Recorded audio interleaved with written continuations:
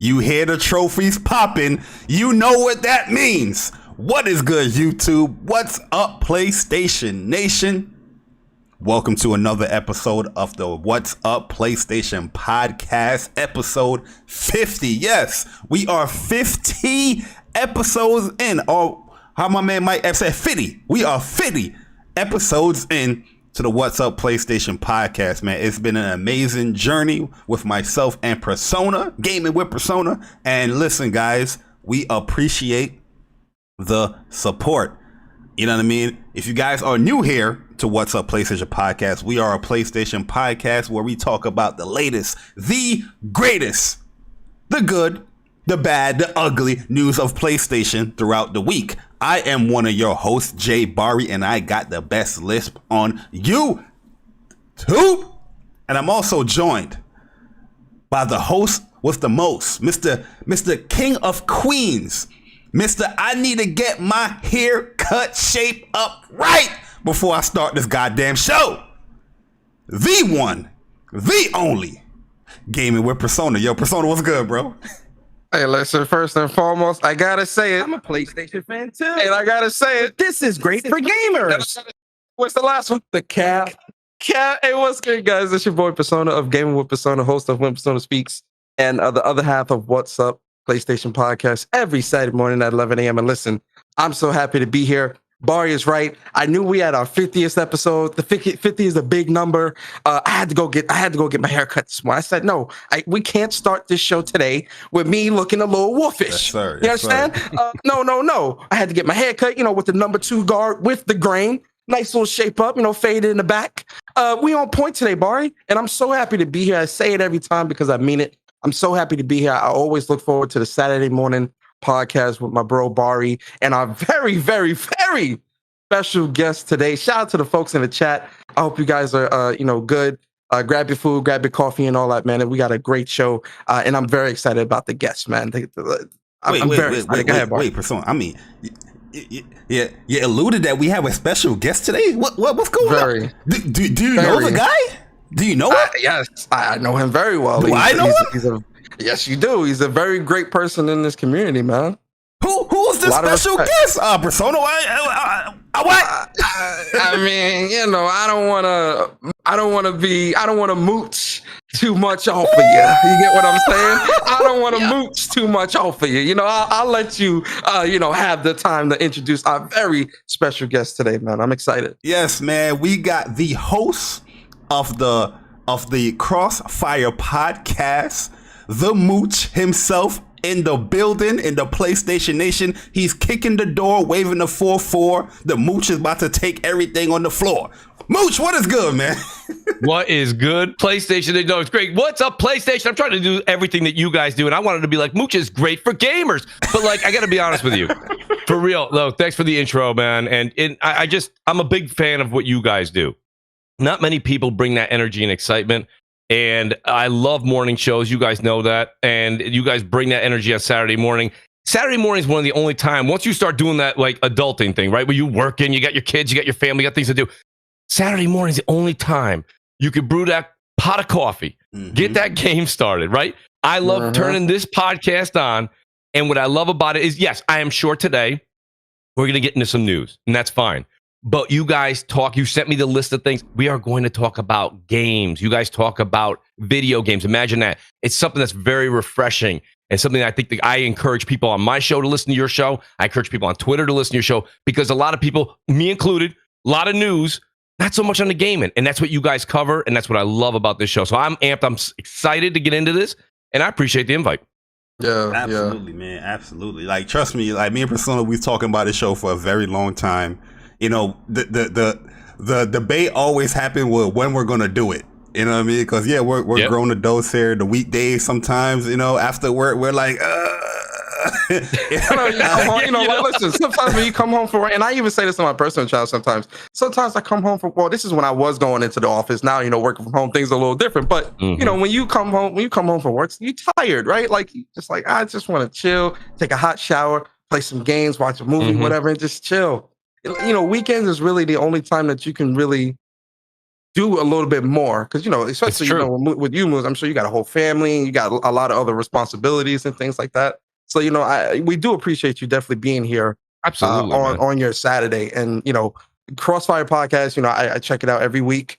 And Crossfire is the name. Definitely it's true. Crossfire means that, listen, sometimes it's going to be some debates. It's going to be some spicy debates. Crossfire. It better be. I had a spicy debate with shout out to my boy Braffy in the chat. We had a very spicy debate like 2 or 3 weeks ago when I was there. But really great show, really great format. And we're really happy to have you here, Brett. Mooch, thank you so much. Thank you, man. Thank you, guys. That means a lot. Honestly, too kind for the intro, but I'll be honest with you. This is the honors all on this side of the microphone. So let's get into it, man. And I can't wait. The chat's on fire too, man. Shout out to the chat that's here early in the morning. Guys coming through. You guys got a loyal group of people, and they're an outstanding group of gamers. So I appreciate it, man. Good to be here with everybody. Absolutely, man. Yo, we do got some super chats already coming in, man, which we just enabled I think 3 weeks ago or a couple of weeks ago. Nice. And you guys are showing support, man. You guys are, hey, man, where's the goddamn super chat button? I was like, hey, listen, we got to hit some goals first. And that's a fact. They came through and they support. We appreciate y'all so much for that. Let me just get these out the way. Yo, shout out to Brat, man. $2 super chat. It says, greatness. Salute Bari and Persona. Mooch. Appreciate you, Brat, man. Appreciate you. Yo, Dutch has a plan. Appreciate you. He says, good morning, PlayStation crew. Just got my PS5. Replaying Ghost of Tsushima and Last of Us Part 2 at 60 frames per second is beautiful. We're definitely going to talk about that Ghost of Tsushima, Dutch. Ghost of Tsushima, playing it on PS5, it changed my life. I had a headache yesterday, and then I turned on Ghost of Tsushima, and suddenly I feel like a new man. It's the greatest. We're going to definitely talk about it. He ain't lying. And then, Game Over Brian, man, appreciate you always with the $10 super chat this week. Ooh, that's big boy stuff. Oh, new question. Hey guys, I know show going to be great. Just watch Persona's video on Ghost of Tsushima, but I have a question for the legendary Persona. When upgrading Ghost of Tsushima to PS5, do the trophies pop automatically? That's a good question. That's the new one now. Game Over. Yes, that's the new one. Yes, they do. I did put out a video because I wanted to make sure that the PlayStation community was well equipped with understanding how to transfer their saves. Yes, once you transfer your save to the PlayStation 5 and load in, they will pop automatically on a PS5. Shout out to you guys. Right away, too. Right away. All of it. That's beautiful. Yo, so let's move along with the show, man, because you guys know the rigmarole. You know the vibes. You know how we get down. We gotta let the PlayStation Nation knows the games that's coming out for the week. And this is the games that's coming out for the PS4 and the PS5 the week of August 16th through the 22nd. So let's get into it, guys. Let's see what Persona has pre-ordered this week or bought this week.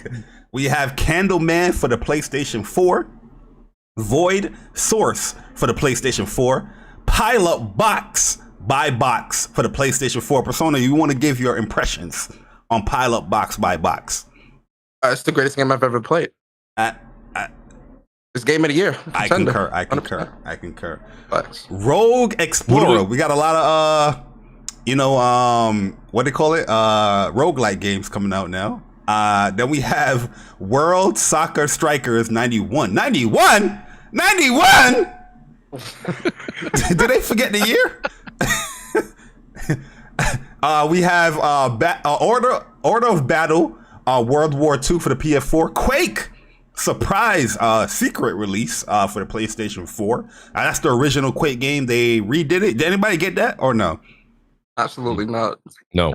That's like the Twitch shooter of Twitch shooters. Everybody always say that inspired Call of Duty. So yeah, then we have out. We ain't absolutely not. I feel that. Then we have Recompile for the PS5. Then we got Sakura Succubus 4 for the PS5 and PS4. Listen, definitely bought that. Absolutely. Listen.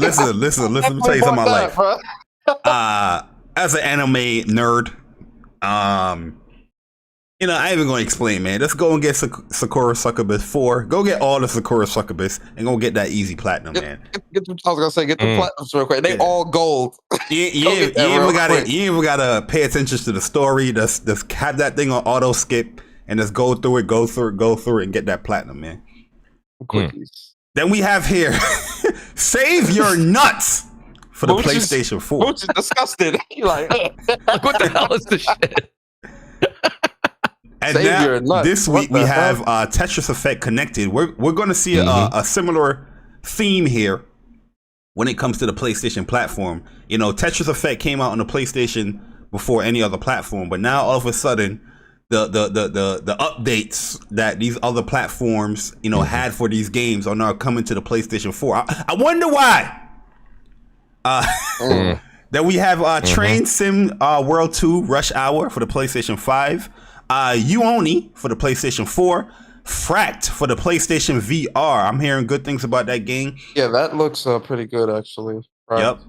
Ghost of Tsushima Director's Cut, PlayStation 5 and 4. Fire. Heat rocks right there. Madden NFL 22 for the PlayStation 5 and 4. $70 game nobody gonna complain about. Absolutely not. Orbi Bot for the PlayStation 5 and 4. Then Persona's favorite developer, Unicorn Break Head to Head for the PlayStation 4, man. So those are the games that came out this week. Not a bad week at all. You know, we have Ghost, we have Madden, we have Tetris. Are you guys? I want to ask you guys this question because I mean we're on each other's friends list. I want to know: are you guys picking up Madden this year? Absolutely not. I haven't played a Madden game since PS2. I haven't played a Madden game since Sega Genesis. I want to say it was 2017 the last time I picked up a Madden, but I could be wrong. But it's been a minute. Yeah, I was playing NFL Streets, the EA Big sports games. That back on PS2. Those are the last ones I played. I don't. Yeah. Not anymore. No, not with those. Yeah, my boy called me yesterday. He was like, "Yo, I bought Madden." I was like, "And?" Well, that's it. See, Jay, that's the point I'm trying to make here. I'm getting kind of like peer pressure from my friends. You know, they're like, "When are you going to pick up a Madden again?"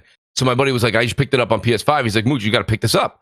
And I was like, I don't buy Madden. You know what I mean? Like, I don't really play that anymore like I used to. And but now I'm kind of getting that peer pressure. And you know, and when you get to like the 4 or 5 year point, like we're at right now, for me personally. You get, what do we have? We all have short-term memory. The minute I bought it in 17, I was like, why did I buy this? Right? The minute I brought it home, I didn't even put it in yet. I was like, why did I buy this? I know I'm not going to play more than a couple of games in franchise mode. But the point of the matter is after 5 years, what do? We forget. We're like, man, you know what? I only remember the good times. So I was like, all right, so what do? I go and buy it again. I didn't buy it yet, but I'm trying to get an idea from the community.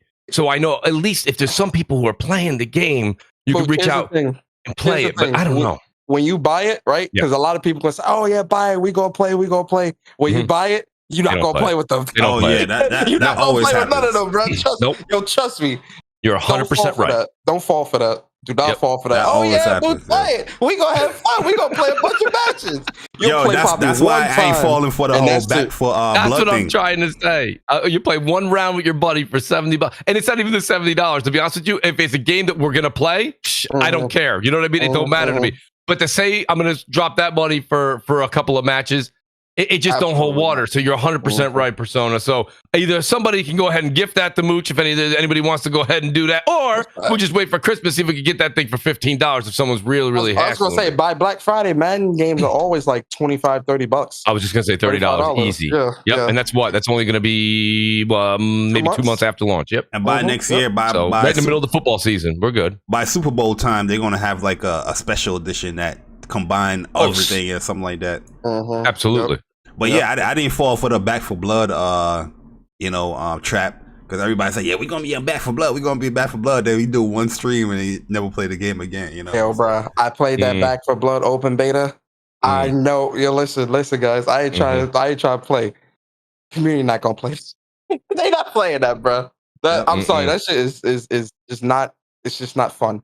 Not to me. Like those type of games, I'm like, I like the DualSense. Few moments of it. I like the DualSense controller in it, but yeah, it's a skip. It's a skip for me. It's a skip, bro. Right now, for me, it's definitely a hold because I did play a few minutes of it, and that's not really fair to judge the game. I'm sure Persona, you and Jay play. You guys probably played the game a lot more than I did. I came in at the tail end of a Sunday. I was away that weekend when they had the beta or the demo, whatever they were calling it, and I got on, and I couldn't even get the damn code at the time, the first one, for PlayStation or Xbox. I ended up playing it on PC, and I played it a little bit. And everything felt kind of sloppy, right? The controls, it didn't feel good. Let's be honest, Left 4 Dead wasn't even like what I would call a pinpoint shooter, right? It was all firing from the hip. But for some reason, Left 4 Dead resounded better with me than this Back 4 Blood. And this is that Turtle Rock company. And I'm not one of these 3 strikes you're out. But remember, they made what was that? Not Evolve? What was that game called? It was when the Xbox and PlayStation 4, Xbox One just came out. Turtle Rock made that game. It was a 4v1. Was it Evolve? Yeah. Yeah, it was Evolve. And that was all. That was my personal opinion. That was a terrible game. This here, it seems like they got, they went back to their roots a little bit more, but at the same time, it still feels like something's missing. And how could something be missing when all we've really asked? Listen, if Persona and Jay are not big fans of Left 4 Dead, I respect that. But I did like Left 4 Dead. I like the original one best. 2 was okay. If you're just going back to that simple, all we ever asked for as gamers was, can we get Left 4 Dead 3? So we're just asking. I was asking for natural progression all these years. Now I saw this come out. I'm not going to lie to you. I was amped. I was like, okay, this is what I've been asking for. This is a very simplistic way of saying, here's Left 4 Dead 3, but we can't call it that because we're not Valve. I get it. But the thing about it is that there's so many elements of it missing, and the controls didn't feel right. But I'm on a hold pattern with that one. Check it out when it comes out. I feel like the game needed more. Like, I feel like there's no evolve. Right. There's no evolvement in the game. Like, it's just more like the same. You know what I mean? Like, yo, this is 2021. Left 4 Dead ain't come out for years upon years, and I feel like I'm still playing 360. Exactly. But it feels like for me personally, and I only put 30 minutes into the demo because, like, honestly, those that man got up out of there. I'm not even trying to like play around. Like, those types of games really like bored. Like, I don't find any fun or joy in that type, like those zombie style stuff like that per se. But I put 30 minutes into it. I wasn't impressed, man. It wasn't that great to me. Now, granted, I never played any of the Left 4 Dead games, so I'm not going to sit here and try to cap and, it should have been like this. No, I'm not going to do that. But from playing this, it felt like every other 4-player, play with your friends, zombie, save the world, perks. It felt more of the same, and I'm like, I'm good. I'm all right. Yeah, and people not even talking. You know what I mean? You gotta. I like the interaction between the characters, but also that's the type of game that you need communication between the players. You know what I mean? People, like, there's no talking. And if you're not talking in that, you're missing half. The movement is really off for me. Like, that's what I was saying. That the mechanics felt off, and I played less than you did, Persona. Yeah, both of y'all got up out of there. I just can't. This house is on fire. I gotta get up out. Pull me in. Yeah, you gotta pull me in, man. You didn't pull me in. I'm good. Yeah, I feel. Yo, we got a few super chats before we get into the spotlight, man. Let me get them real quick. Damien, appreciate you, bro, man. $5 super chat. It says, shout out to Bari and Persona on episode 50. Yes, congrats, gentlemen. And Mooch, stop yelling already. I did. I was already yelling. He called me when I was saying it. You got me on that Madden, and I was like, why did I buy this? It gets me all amped up real early. When Mooch yells, it's always funny. He's speaking from the heart when he does that. He's speaking from the heart. You guys know the story, right, with the whole who's yelling thing. You know how that all started? How did that start? Real quick. The Mooch and Crap show? I used to hear you when we always had the yelling MNC, it was MNC, right? But it was also on Crossfire. And people would be, and maybe it was that I was new at the time, but people would come to the channel and people would say, hey, Crap, whoever this guy is yelling, get him off the show. And I'm like, what? It's my channel. And it was like, so whenever somebody would do that, I would play along. I'd be like, Crap, kick this dude right off the show. Now, get this dude off the show. I'm playing along with him because they didn't even know it was me. I'm like, it's my show. It's my channel. So that hashtag who's yelling has become an infamous way of recognizing the Mooch. So I appreciate whoever's calling that out. I love it. And then Caleb Kaiser with the 50, the 5-0. Caleb, appreciate you always, bro. He says, I'm late, but I'm here. It's a celebration. Here's 50 for episode 50. Thank you so much, Caleb. We appreciate you, bro. Mm-hmm. And then Jeff, man, $4.99 super chat says, co-op horde games are way overdone right now. Between Back 4 Blood, the Alien Fire Team, I'm good. Yeah, that's what I'm saying. Like, that stuff, because they always put this emphasis on play with your friends. And I'm like, my friends don't want to play this shit. You know what's funny too? Jeff got to change his name to Jeff, not Jeff Grubb. Cause everybody is like, right. Is Jeff Grubb here? Jeff Grubb? No, that's just regular Jeff. That happens on Crossfire. Because shout out to Jeff. I really appreciate him being in the chat. That means a lot. But Jeff's talking, and every time I'm like, now we have a super chat from Jeff, and they're like, Jeff Grubb said that. I'm like, no, Jeff. No, Jeff. It's Jeff. This is Jeff, not Jeff Grubb. That's what you know. Actually, great name, Jeff. Change it to just Jeff. Just Jeff. JJ. That'd be great. You know what I mean? So I love it, man, because that way you could be yourself. Because you are just Jeff. You are Jeff. You're not Jeff Grubb. So we gotta understand. Exactly. Shout out And to then, JJ. Strictly $10 super chat. Appreciate you, bro. He says, "Man, I am late because I was playing Ghost of Good as Fuck, but gotta tune into my guys. What up, Brap? Hope everyone's solid." Yo, Strictly, that's not Brap. This is Mooch. Yeah, It's Mooch. It's all good, man. Yeah, we'll have Brap on here soon. Just gotta schedule him in one of these days. Bari, this is an extremely special episode because it's episode 50. Yes, sir. But we also got 3 New Yorkers in here. Thank God. Ooh, you know the vibes. East Coast gaming. You know the vibe. New York peaks are the best. You know what I mean? East Coast gaming. Yes, sir. I wish the gaming industry would recognize us. Exactly. You know? Yeah. Every time there's a gaming event, the first time listed as Pacific. Man, where does the ball drop? Yeah. Exactly. I'm with you 100% on that, man. Eastern time. Exactly. You don't do that West Coast lazy. No. They need to start doing these nonchalant events. attitude. Shout out to my man Chuck in the chat, man. It's just everything is fine, man. No, we want that New York energy. We want that East Coast. Let's go, man. Facts. But man, let's get great. into the show, man. Go ahead, Bari. All right, so we this segment of the show, Mooch, is called the Spotlight. So if you do have a game that you want to, recommend to the PlayStation Nation, this is where you can do it here. It could be a game, it could be 2 games, whatever it is, man. Let the PlayStation Nation know what game Mooch wants to suggest to people to play. So, and listen, some of this is going to fall on ears that you guys already know this, right? But I'll make the correlation. So let me start with the one and only. I'll say I want to start with Hades, okay? Yes, sir. I went and got it. And shout out to my boy Fat Nuts, dude, who always hooks up Mooch in the chat on my show. He hooked me up with a crazy PS5 edition of Hades, which I truly appreciate. That's where I've been playing it. And I'm telling you, something kind of snapped with me with the whole Returnal, like roguelike games. Repetitive games that are satisfying in gameplay and satisfying in accomplishment. And I can't recommend that game enough. And I know a lot of people are like, oh, I know about it. I've seen it. I heard about it. You got to really try this game out. Like, I really like it. And if you like Returnal, no, it is not the same as Returnal. Okay, completely different fighting mechanics. I understand that. But the premise of that accomplishment of getting to the end of the game, and it's that roguelite style game, I just truly think that people should try this game out because it's a lot of fun, man, and it can kind of bring you back to your youth, and at the same time it's refreshing. The artwork is dynamite. It is just the colors pop off the screen. It's vibrant, it's refreshing every time you turn it on. The music's actually pretty good too. So I would recommend. That's just something that I just told Jay this morning. He's like, yo, Mooch, we're gonna get started around 10:45, blah blah blah. I'm like, that's cool. I'm just sitting here going through trials of Hades, man. I'm just playing it all day and all night. Of course, I'm going to be playing Ghost of Tsushima all afternoon. Once I get done with this show, I'm going to go right into that because after Crossfire, I didn't get a chance to last night, but I will be playing this weekend. And I'm just trying to think of some other stuff. What else have I been kind of jamming out to? I'm real close to getting the platinum in Plague's Tale. But I can't recommend Plague's Tale, man, because I think if you want to go get it for the platinum, which is what I'm trying to do. I want to get that real quick. But it's not a game that I can actually say that you would love. It's easy puzzles, and it's kind of just getting around. But like you mentioned during the first segment, Jay, there's a couple of games out there that if you can tolerate them, they're easier kind of platinums to kind of scoop up and to get through. And it's kind of filler for a minute. Yeah, I haven't even started Plague's Tale yet. It's down the list as one of those games I'm going to play, even though I don't like all them goddamn rats. But you know what I mean? I'm going to still play.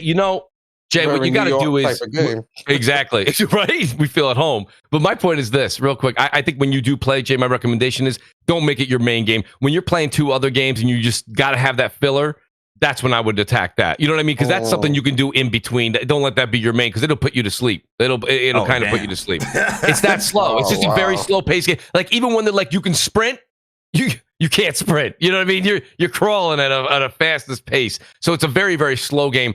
And the other thing is, I mean, you guys know that I love playing multiplayer games too. So I'll play a little bit of Warzone. I've been trying to play a little bit more. I want to play and get a little bit more into the multiplayer space on Call of Duty because I don't know if we're going to talk about that, but I do want to talk about Call of Duty Vanguard. I'm hoping that you guys are going to pick that up. Because if you guys pick that up, I know you're not into. I know you're. That's pre-ordered. Okay, Yes, good, sir. good. No, Persona, I know because I know ready to go. I want to get back into the multiplayer space on Call of Duty and maybe give Warzone a bit of a break. And I know I can jam out with you guys for that. So I'm As definitely. you should. back into that. Come through. Facts. Oh yeah. And if any other games come to mind, I will. But that's really, I kind of, Persona said it best again when we started the show. There's only so much time I got to game, unfortunately, these days. I try to utilize that time specifically. So, like now I got Ghosts. I'm definitely going to be playing Ghosts. I'll be playing through that entire DLC, enjoying the PS5 enhancements. Shout out to Worrywart last night on the show. Told everybody about how amazing, and Persona will probably get more into it. Jay, you guys already played it. How insane it is when you get to the island, how the DualSense really starts to shine, how they started to put some of that PS5 features into that DLC. So that's got me amped. I said this before the consoles came out. I'll say it again. I'm sorry. Yes, I agree. The Xbox had a phenomenal controller in the Xbox One era and back. But you don't rest on your morals. You don't just sit on your hands. You have to continue to get better. And I said before the PlayStation 5 and the Xbox Series X came out that I'm intrigued. I was more intrigued with how Sony attacked the controller. They knew they were always playing second fiddle. Whether you agreed with it or not, that was what the mass consumption would say. And Sony didn't want to hear that anymore. And I think clearly, okay, because you guys know I'm a mooch. I don't usually double dip. But I bought Call of Duty last year for Xbox first. I went out a week later and bought it again for PlayStation because of the way that the DualSense handled the different firing mechanics, whether you were firing a shotgun, a semi-automatic, an AR, whatever it was, you would feel that difference when you pulled RT. Okay, that's that, and that for me, it adds a new layer of immersion. That we've never had before. That's next gen. Yes, thank you. Thank you. Gen. That's what, right? If you're going to go put $500 down, Persona, on a next-gen console, it's everything, okay? It's the graphics, it's the ray tracing, all that stuff we heard about, right? I also think it's the design of the box. I like seeing something. I like the PlayStation 5 design. I understand when we see the PlayStation 5 Pro or whatever they're going to call it, it's probably going to be sleeker and this and that. Go, Mooch, so that's what I'm talking about. I get it, but this was something different. I like the way it looks. I switched my panels out. I got the D brands. I got the matte black, which I think is a hot finish on the outside. It's sleek. It looks good. People go, well, Mooch, that's what the Xbox started with. Yeah, but the Xbox is just like, it's a very awkward, rectangle next to my TV. And it doesn't, it's just kind of there. You know what I mean? I don't think it's bad. I think they put a lot of power in, and they did everything, and airflow is done very well. It's silent as all get out, but so's the PlayStation. I like that little bit of ingenuity that went into it. And going back to where we are right now, the DualSense controller is, for me, the best feature that we got as we went into this generation. And we're seeing third party using it. We're seeing Sony make sure as hell their first parties using it in every damn game. And and it's funny you say that, Persona. You say, oh yeah, because maybe that's something you're used to seeing Sony do. But coming from the Xbox camp from last generation, Xbox had those, I don't know if it was haptic feedback, but they had something going on with the controllers last generation, and they really only utilized it in like Forza 5 and maybe one other title. So when you don't have management saying you have to implement this into future games and push them to do it, they're not going to. It's kind of what we were talking about before the show. When you don't have that incentive, you don't have that drive, you don't have that push, you know what I mean? Like, you don't do it. And that goes for any job. That's not just the gaming world. It's any job. When your boss doesn't tell you what to do or how to utilize it, very few people take it upon themselves to put that kind of effort and attention into the details. And that's one of the things that I really applaud Sony for, is we're almost a year into this generation, and every first party game utilizes that DualSense, and a lot of third parties jumping on it too. Oh yeah. That's the fire I love. Man just had a sermon. Yes, my apologies. Please. By the way, the baskets are coming down. Please put $1 in the basket. Pass it to the man or the woman next to you. Thank you. Yes, sir. Oh man. Yo, so Persona, man, what is your spotlight game for this week? Hey, yo, listen, Bari, listen, Mooch, listen, chat. I struggled. I was thinking about my spotlight since Thursday. Since Friday. Since Friday, man. And I struggled this week, guys. I struggled. I promise I did.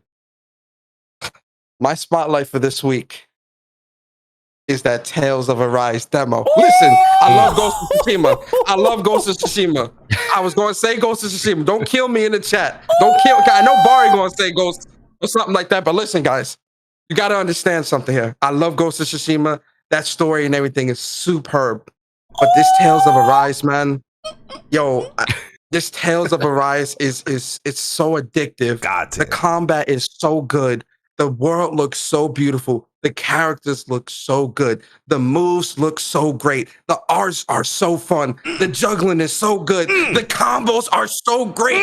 And the boss fights are so fun. This game is everything Hallelujah. that I've wanted in terms of an evolved version of Tales of game. Hallelujah. And this is just a demo. The full game comes out September 10th. But listen, listen. Comes out when again, Tales Persona? of When it Arise. comes out? September 10th. This game is amazing. This game it's a breath of fresh air for the Tales of series. And I can't, yesterday, after I was done playing COD, I went and played through the demo again before I went on Ghost of Tsushima. I was like, I gotta delete this. I deleted it yesterday because I'm like, I gotta stay away from this. I had to stay away because I keep wanting to go back. That's how good this game is. And again, guys, I'm not taking nothing away from Ghost of Tsushima. It's equally up there. But if I'm only picking one, please play that Tales of Arise demo. It is, especially if you're a JRPG action JRPG fan and you love those types of games. I was saying this yesterday on my thoughts and impressions stream of Tales of Arise. They definitely took a couple of cues from Final Fantasy VII Remake when it comes to this combat. It is very, very, very intuitive, and it's great. So Tales of Arise is my spotlight game for the week. Tales of Arise demo is my spotlight for this week, guys. Persona, can I ask you a question from someone who hasn't played any of the Tales games? Let take me for example. Where do I got to come into this series, or am I going to be welcome to come right in with Arise? This one is definitely not following the other two games. You can come into this fresh. It's a fresh story because Tales of Zestiria and Berseria kind of tie in because Berseria is the prequel to Zestiria, and it has to do with the shepherds and the Malachium and all that stuff. This doesn't follow that trope. This is a brand new story. How does this game differentiate itself from Scarlet Nexus? So Scarlet Nexus is more of a controlled space in terms of like combat. The combat is a little bit more.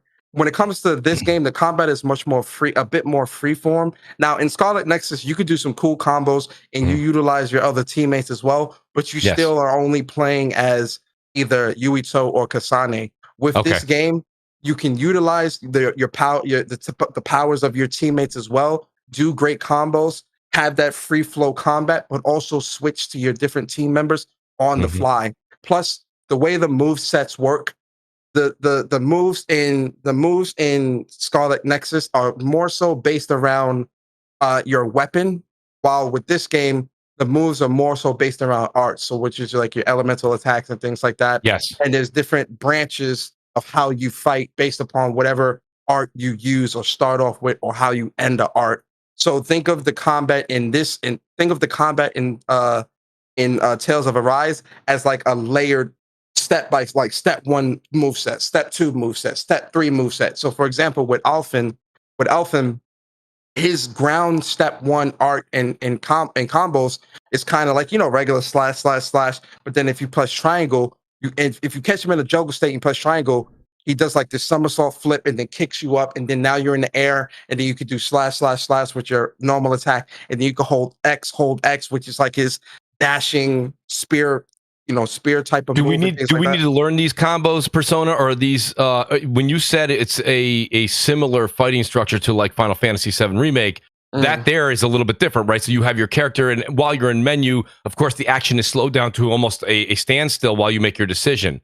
So this one is kind of similar to that, to where you can be in mid combo with one of your characters, and then you can hold L1 and then switch to a different character and start using them and do moves while your other character is finishing up whatever move you had them doing. And you can kind of fly around and switch around very quickly. That's why I kind of called back to Final Fantasy VII Remake, because with Final Fantasy Remake, you have the ATB system, you have the action part of it as well, but you can also be switching between characters super quick and have them all doing specific things and then jump back to whatever character you want. You can do that same type of concept here. Now, there is no like ATB system or anything like that, or picking through a menu when you're with the combat in Tales of Arise. It's all straight just action, but being able to jump from character to character on the fly and being able to stop the combat, stop in mid fight, and everything kind of pauses while you can choose which character you want to use to do whatever moves. That's what I mean when I call back to Final Fantasy VII Remake. Okay.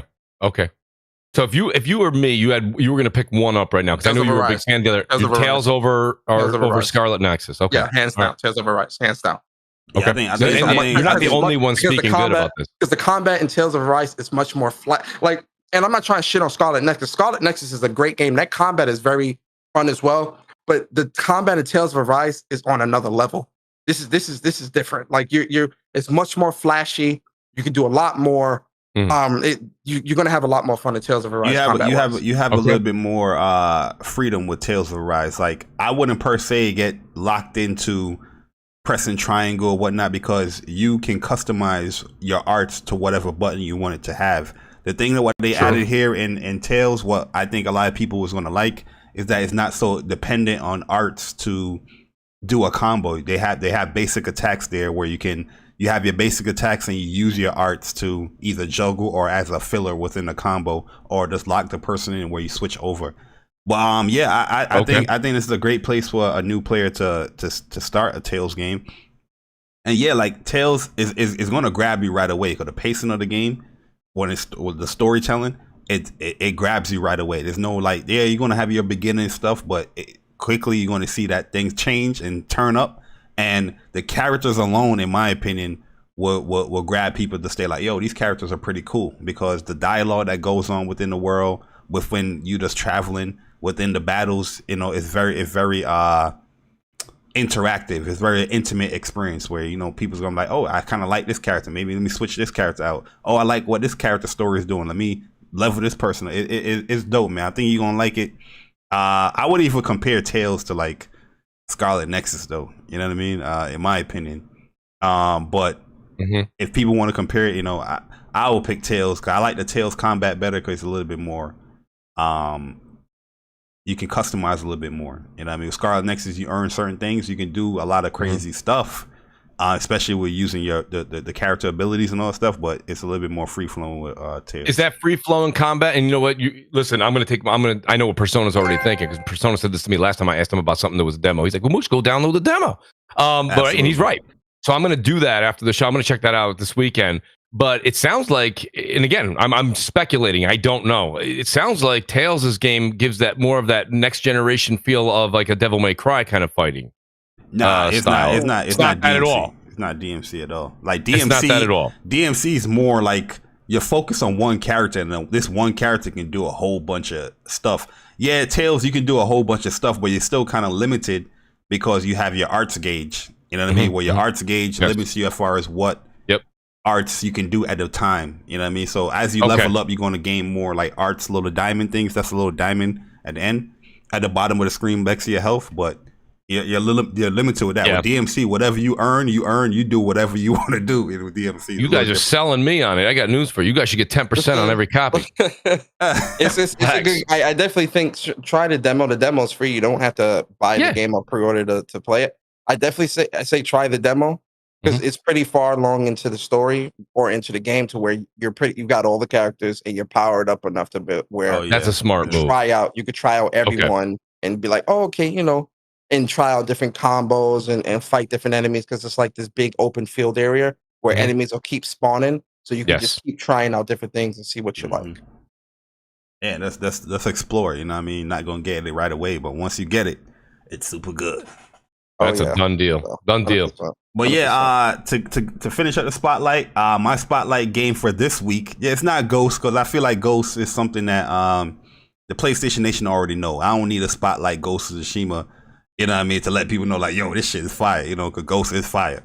But a game that I got super excited for when I saw this is this game called Young Souls.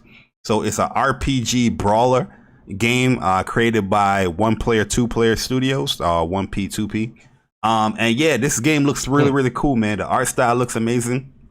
Definitely go and check it out if you guys want to. It's called Young Souls. It's also a co-op game as well, so you can play with your friends. It's a co-op beat 'em up type, you know, brawler RPG game, and it's coming out this fall.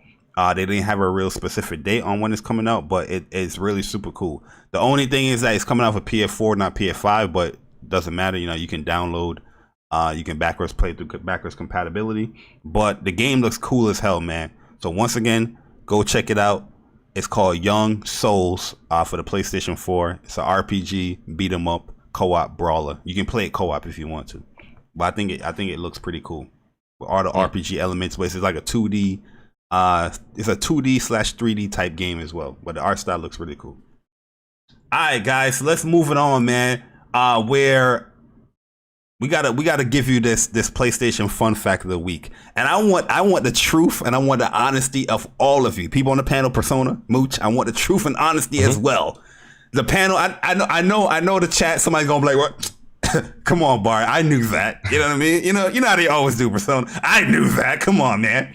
But I didn't even know this. Like I said, yo, when I be finding these facts, I'm like, damn, am I a PlayStation fan? You know what I mean? Like, yeah, check yourself. Yeah, I gotta look at myself in the mirror, like, yo, damn, why am I wearing this PlayStation shirt right now? You know what I mean? But here's the PlayStation fun fact of the week. We're gonna continue with the PlayStation 2, and here we go. The towers during the startup actually had a purpose, right? This screen, although appearing completely random, had a secret purpose. The towers represented save game data. So the more towers appearing on screen, the more save data you had. Did you guys know that? When the PlayStation boot up, startup? I knew that, Bari. Come on. I did not. I didn't know that. I did not know that. I didn't know that either. That's okay, I was like, come on, Persona. I'm gonna have to leave the show. I was about to leave show. Yo, Persona, you know what? You got it, bro. I didn't know that.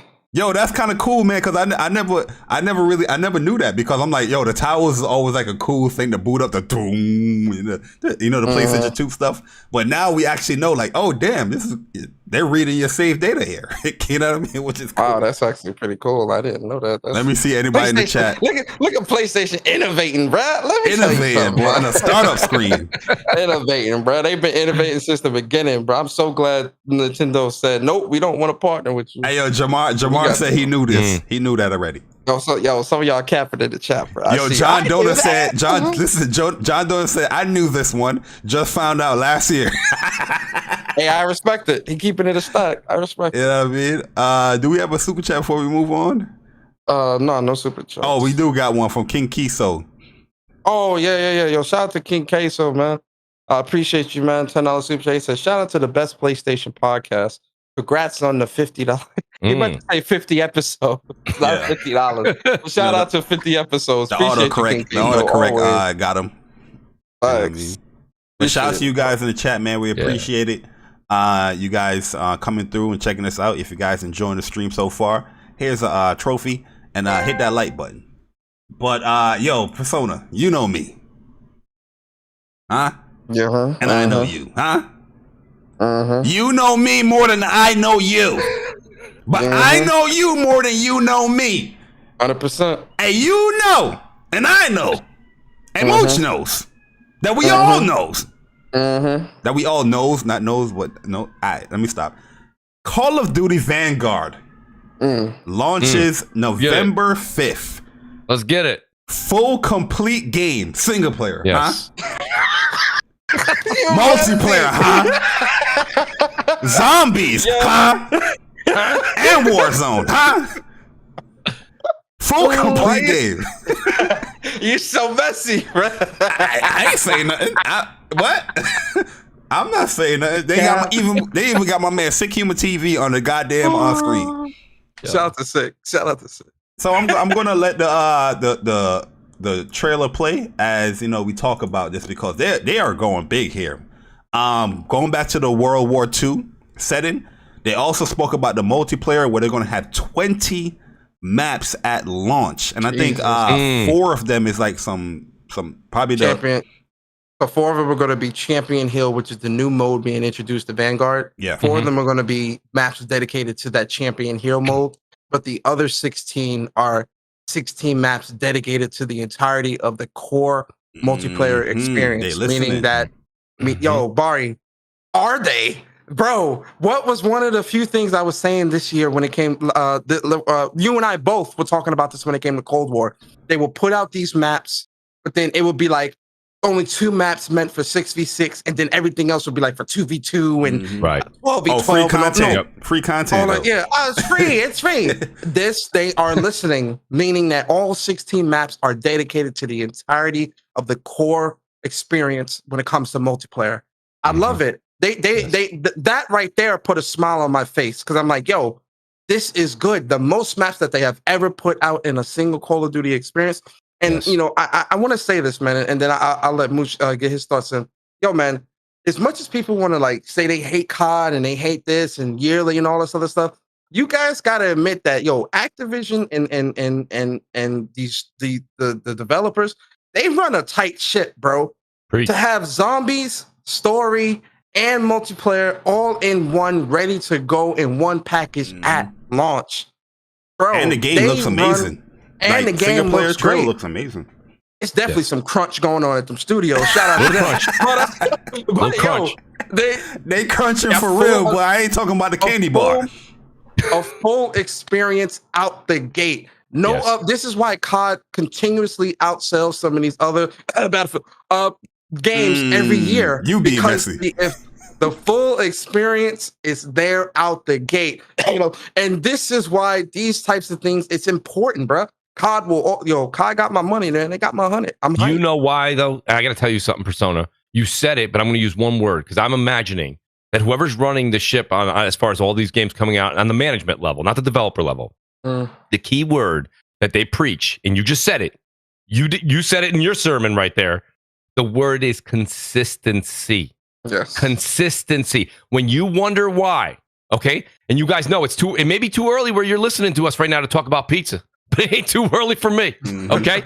Let me tell you something. There's a pizza joint, okay, that's not far from me, and they make bad pizza. Now, hear me out. Hear me out. I'm not making fun of them. This is actually going to end with a compliment. They make bad pizza. If Persona was here and Jay Bari was here and I ordered that pizza, they'd look at me and be like, I thought we were friends. I thought we were one team. So they would get pissed at me. But hear me out. Whether it's 12 in the afternoon, 12 at night, 4 in the morning, 3 o'clock, you're going to get a speedy, hot, made right when you order, not high quality pizza. My point being is that when you pick up the phone that at 3 in the morning, that's the only place that you're going to be able to get that pizza, right? Nobody else is really open. Absolutely. You're going to get a hot pie. You may not like it, but it's hot and it's fresh. It's ready to go. It ain't the best sauce, ain't the best cheese, ain't the best dough. It is what it is. But consistency. And when people say all the time, year in and year out, I'm done with Call of Duty. I'm done with this. Listen, if you are not a multiplayer fan, this conversation falls on deaf ears. I understand it. That's fine. There's nothing wrong with that. But what I'm saying to you is I love multiplayer. I know that the 2 guys on the panel with me love multiplayer. So when you hear the excitement and you hear Persona getting into all this, I'm amped. I'm amped because this is what in between story-based games, I'd love to pick up the controller, talk some shit with friends, and play multiplayer, whether it be Warzone, which they're going to implement. Sledgehammer's going to have their fingerprint now on that map and do their thing, probably coming out in February or March. They don't usually do that on day of launch, but 16 maps. And that shows dedication, a full story. And the other point I want to drive home real quick, besides consistency, that this continues to be a consistent product year in and year out, is I want to talk about how, if I can bring, again, everybody's got short-term memory. Before they started getting into this whole World War II thing, okay, they used to just have Modern Warfare 1, Modern Warfare 2, Modern Warfare 3. And then they went back to kind of like the Vietnam era, but it was still using a lot of the similar weapons, this and that. It didn't have the high-tech stuff. But people were getting sick and tired and coming down on Call of Duty for the exact same thing every single year. I understand where you might say, is this a step back in sales as far as World War II? Maybe that doesn't interest you. But it is one of the only wars left that they can really do without going. You can go to the future, and you can only go so far back. And you're probably saying, how far back can you go? World War II. We tried the whole World War I thing with Battlefield. I thought that was an utter failure. Okay? I do not want to be throwing, you know what I mean? Like we were throwing hot wax at each other in Battlefield 1. Come on, man. You know what I mean? Riding a horse landed on my head. Get out of here. I don't got time for that. It's just too far back where the weapons were too archaic, right? They just weren't up to what we want to play in game. World War II is about as far back as you can go and still have decent weapons that make you feel like you want to be a part of the action, want to be a part of that war. So it's some of the greatest weapons too. Like if you look back at history, some of the greatest weapons that came out came from that era, due to World War II era, because the German scientists and engineers, you know, like the MP5, MP40, AK, the Kalashnikov, all that's German weapons and shit. That's World War II. That's what I'm saying. You're not doing that in World War I. Fuck no. Yo, so to continue ahead, as well Jay, on the PlayStation side of things, that on PlayStation we're getting treated as first, you know, class citizens here. So you're going to be playing the beta first on PlayStation. Also, they're going to be using the DualSense once again. I'm pretty sure the track record for Call of Duty have been pretty good when it comes to the DualSense and the usage of that.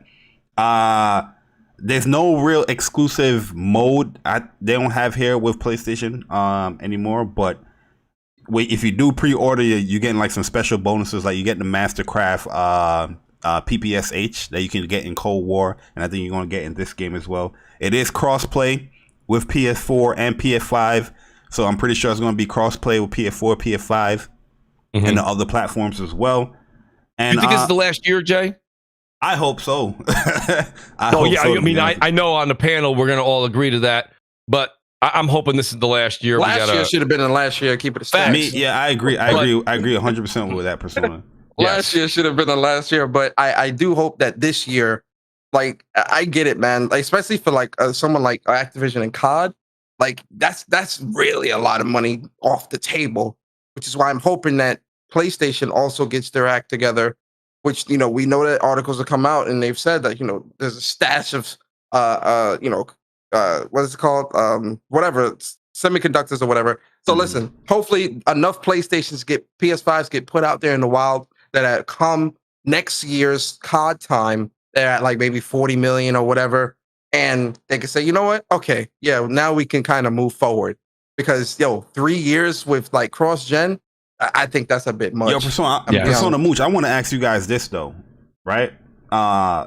So we know that the Ultimate Edition, this is the highest tier edition for Call of Duty Vanguard, is $99. What is the price for Battlefield 2042's highest tier, like their Ultimate Edition? What's the price for that? Does anybody know? 120. Yeah, it's over 100. I thought 120. Yeah, 120. So I'm not a person that's upset about not having a single player in a multiplayer type game, but do you think it's a fair price that Battlefield is charging that? Well, absolutely not. No, but let's go ahead and do what you just said, Jay. I like where you went with that. Let's step away from the fact that there's not a single player game, because that's just an easy cop out for me to make a case. Let's step away from that. Well, how many maps we get? They get, what do they say, 7 maps? In Battlefield? 6 or 7 maps. And what do they bring into the table? So Battlefield hasn't been around for a minute. So you think, well, they went back to the drawing board. Well, maybe in certain aspects they did, but are they big enough? Are they relevant enough for your money? I'm sorry, putting a twister, okay, adding wind, and then charging that 6 charging for wind. Charging me for wind? Right? Like, hey, look, there goes Persona. He's flying away. Oh, no. Okay. Wait, dude, listen. Stop it. So I'm not seeing this. This happens all the time in the gaming community. And listen, I understand it. I've fallen victim to it too. So my hands in the air, I've done it too. I'm not impervious to this. I've fallen victim to it. But whenever there is, what do they say? Absence makes the heart grow fonder, right? So when the game disappears for a minute, everybody starts to think about the good times. They forget about the bad times. My point being is this: if you're excited for Battlefield 2042, don't let me take that excitement away from you. Don't let me do that. But go ahead and play Battlefield 4, and you're already there. Because there is nothing coming to the table that's brand new in this new game. You're not getting the single player experience. You're getting 6 or 7 maps. They added a breeze, right? And it's like, I was already dying because a tank fell on my head. I was already dying because a horse fell on my head in Battlefield 1. Now what? So what? I'm going to get swept up and smash against the building. Look this is ridiculous. I'm trying to do a strategic move to win this game with my crew, and I got to worry about the weatherman. I can't. Like, that's not enough for me to want to get down and get into this game and get like invested. So listen, am I saying I'm not going to try it out? I might try it out, especially if there's like a demo or something we can check out. Maybe. But like, I'm not as excited. I'm more, and you guys know, I'm more of a Call of Duty fan than I am a Battlefield guy. I just like that arcadey, twitchy, fast firing. And like you said, I got to go back to what Persona said. They are giving you that full experience for your money. You're getting the single player, 16 maps, Warzone. It changes to the map. We're going to be coming in a few months. That for me has got me amped. And then you throw in the perks. If you happen to buy it on PlayStation, you're going to get all those perks and like you're seeing on screen right now, the blueprints, all that other stuff that's coming early to PS4, PS5. So that's my thing, Jay. I mean, I want to hear what you guys think about, Battlefield and how Battlefield's going to try and be a contender against. I think Call of Duty still wipes the floor with them in sales and in popularity. Absolutely. Well, shout out to Juan Sosa with the $2 super chat. He says also the Battle Hub. That's the Battle Hub for Battlefield, because Battlefield also has it's like a specialized Battle Hub where like you can set up your own game modes and set up different. Oh, you talking about the Portal thing that they added? Oh no, that's Portal. What's Portal. What Battle Hub then? What the hell is I don't know what that is then. It sounds like probably is like just checking like your stats and your friend stats. I think Clyde has that. I don't know, but let Juan Sosa explain what that is. I don't play Battlefield like that to know what the Battle Hub is. Guap said that there's 20 maps in Battlefield. Okay. I was told 7. I mean, I'll look it up. Let's get our information right. I mean, it should because it's focused on multiplayer. They should have a whole bunch of modes there. Well, yeah, but I think some of those maps are specialized to specific modes. So like Conquest, true. I mean, but like all that stuff. So there might be 3 or 4 or 5 maps for like specific modes or player counts. You get what I'm saying? Kind of like what I think it is. So I just looked it up. It says here on the great Google. 13 maps. So me and Guap we'll meet in the middle. He says 13, but I think what I meant by 6 or 7 was when I was asking the question in the chat, and I was talking to a bunch of people during the Battlefield 2042 showing. People were saying 6 or 7 in the major game modes, I guess. The ones where you're the big team battles and things like that. People going to play, because let's keep the stack where you're going to play the game. So, when it comes to Battlefield, most people play Conquest or what's that other goddamn mode? Conquest and is it Small Conquest or something? Conquest, right? Yeah, like that's the most time most people play. So how many maps are living in Conquest? If it's 4 or 5, it's an L. How much they say is in Conquest? I don't know. I'm assuming. But Mooch said Google said it's 13 maps. Says 13 maps. Now I did just open up another right here. This is Games Radar. Here's all the Battlefield 2042 maps included at launch and what to expect from each, and there's 7. Oh, jeez. Oh, but they have the portal where you can bring up like the old maps. Maybe that's why he's probably talking about the 20. So here's the ones at launch. You've got Breakaway, Kaleidoscope, Manifest, Orbital, Discarded, Renewal, and Hourglass. Oh shit! That's at launch according to Games Radar. Guys, please, like I say, I like Persona said, I really not trying to spread anything that's not right. I was told 6 or 7. It looks like it is 7 maps. Talk your shit, Mooch. He was wrong. It's 7 maps. It's 7 maps, which means it's an L. So again, let's go back to the conversation. 120 versus 100. Look at what you're getting. Right. Like but let's be honest here. As much as people like to talk about value and stuff like that within this community, and when it comes to gaming and worth and all this shit, look at what you're getting. Persona, let's be fair. Persona, let's be fair. You are getting, hold on. You are getting a Midnight Ultimate Bundle. You're getting an official art book and exclusive digital soundtrack in Battlefield. Fuck about no soundtrack. What kind of soundtrack could that be? I don't listen to none of that. I'm good. So Guap is saying, and you get a year one pass. He's saying 13 maps in the portal mode. That's exactly what I brought up. The whole portable old maps that you're probably talking about. Yeah, that's also fan made. Is that fan made? Nah, you can. From what I understand, with Portal is like a arcade type mode or a party mode where you can take like old school maps from prior Battlefields and have their guns and mix them around and do all these modes and all that stuff. Okay. But we're talking about the core experience of core experiences, new maps. It's 7. Yeah. At launch. The core experience. Most people, a lot of people are playing around in that. And let me not assume. I'm not going to sit here and say I'm sure that Portal map is definitely going to be really cool. Right. But I think most people are going to gravitate towards Conquest and that core multiplayer. That's where I would mode. be. Or the smaller mode too. The smaller What is it? I forget the mode. Yeah, I forget the other modes. I only remember Conquest because that's the mode I hate the most. Because I remember, was it Battlefield 1? Yeah, it was Battlefield 1. I did Conquest, and it was a domination. This shit was from like A to like Z, bro. I'm like, yo, what the fuck is this, yeah, bro? Rush is what it's called. Rush. You got how many flags am I got the cap here, bro?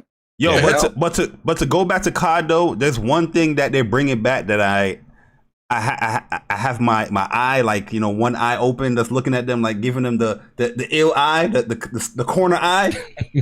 They're bringing back the Gunsmith. Okay, I know the Gunsmith sounds good on paper, but it really and truly is not good in practice.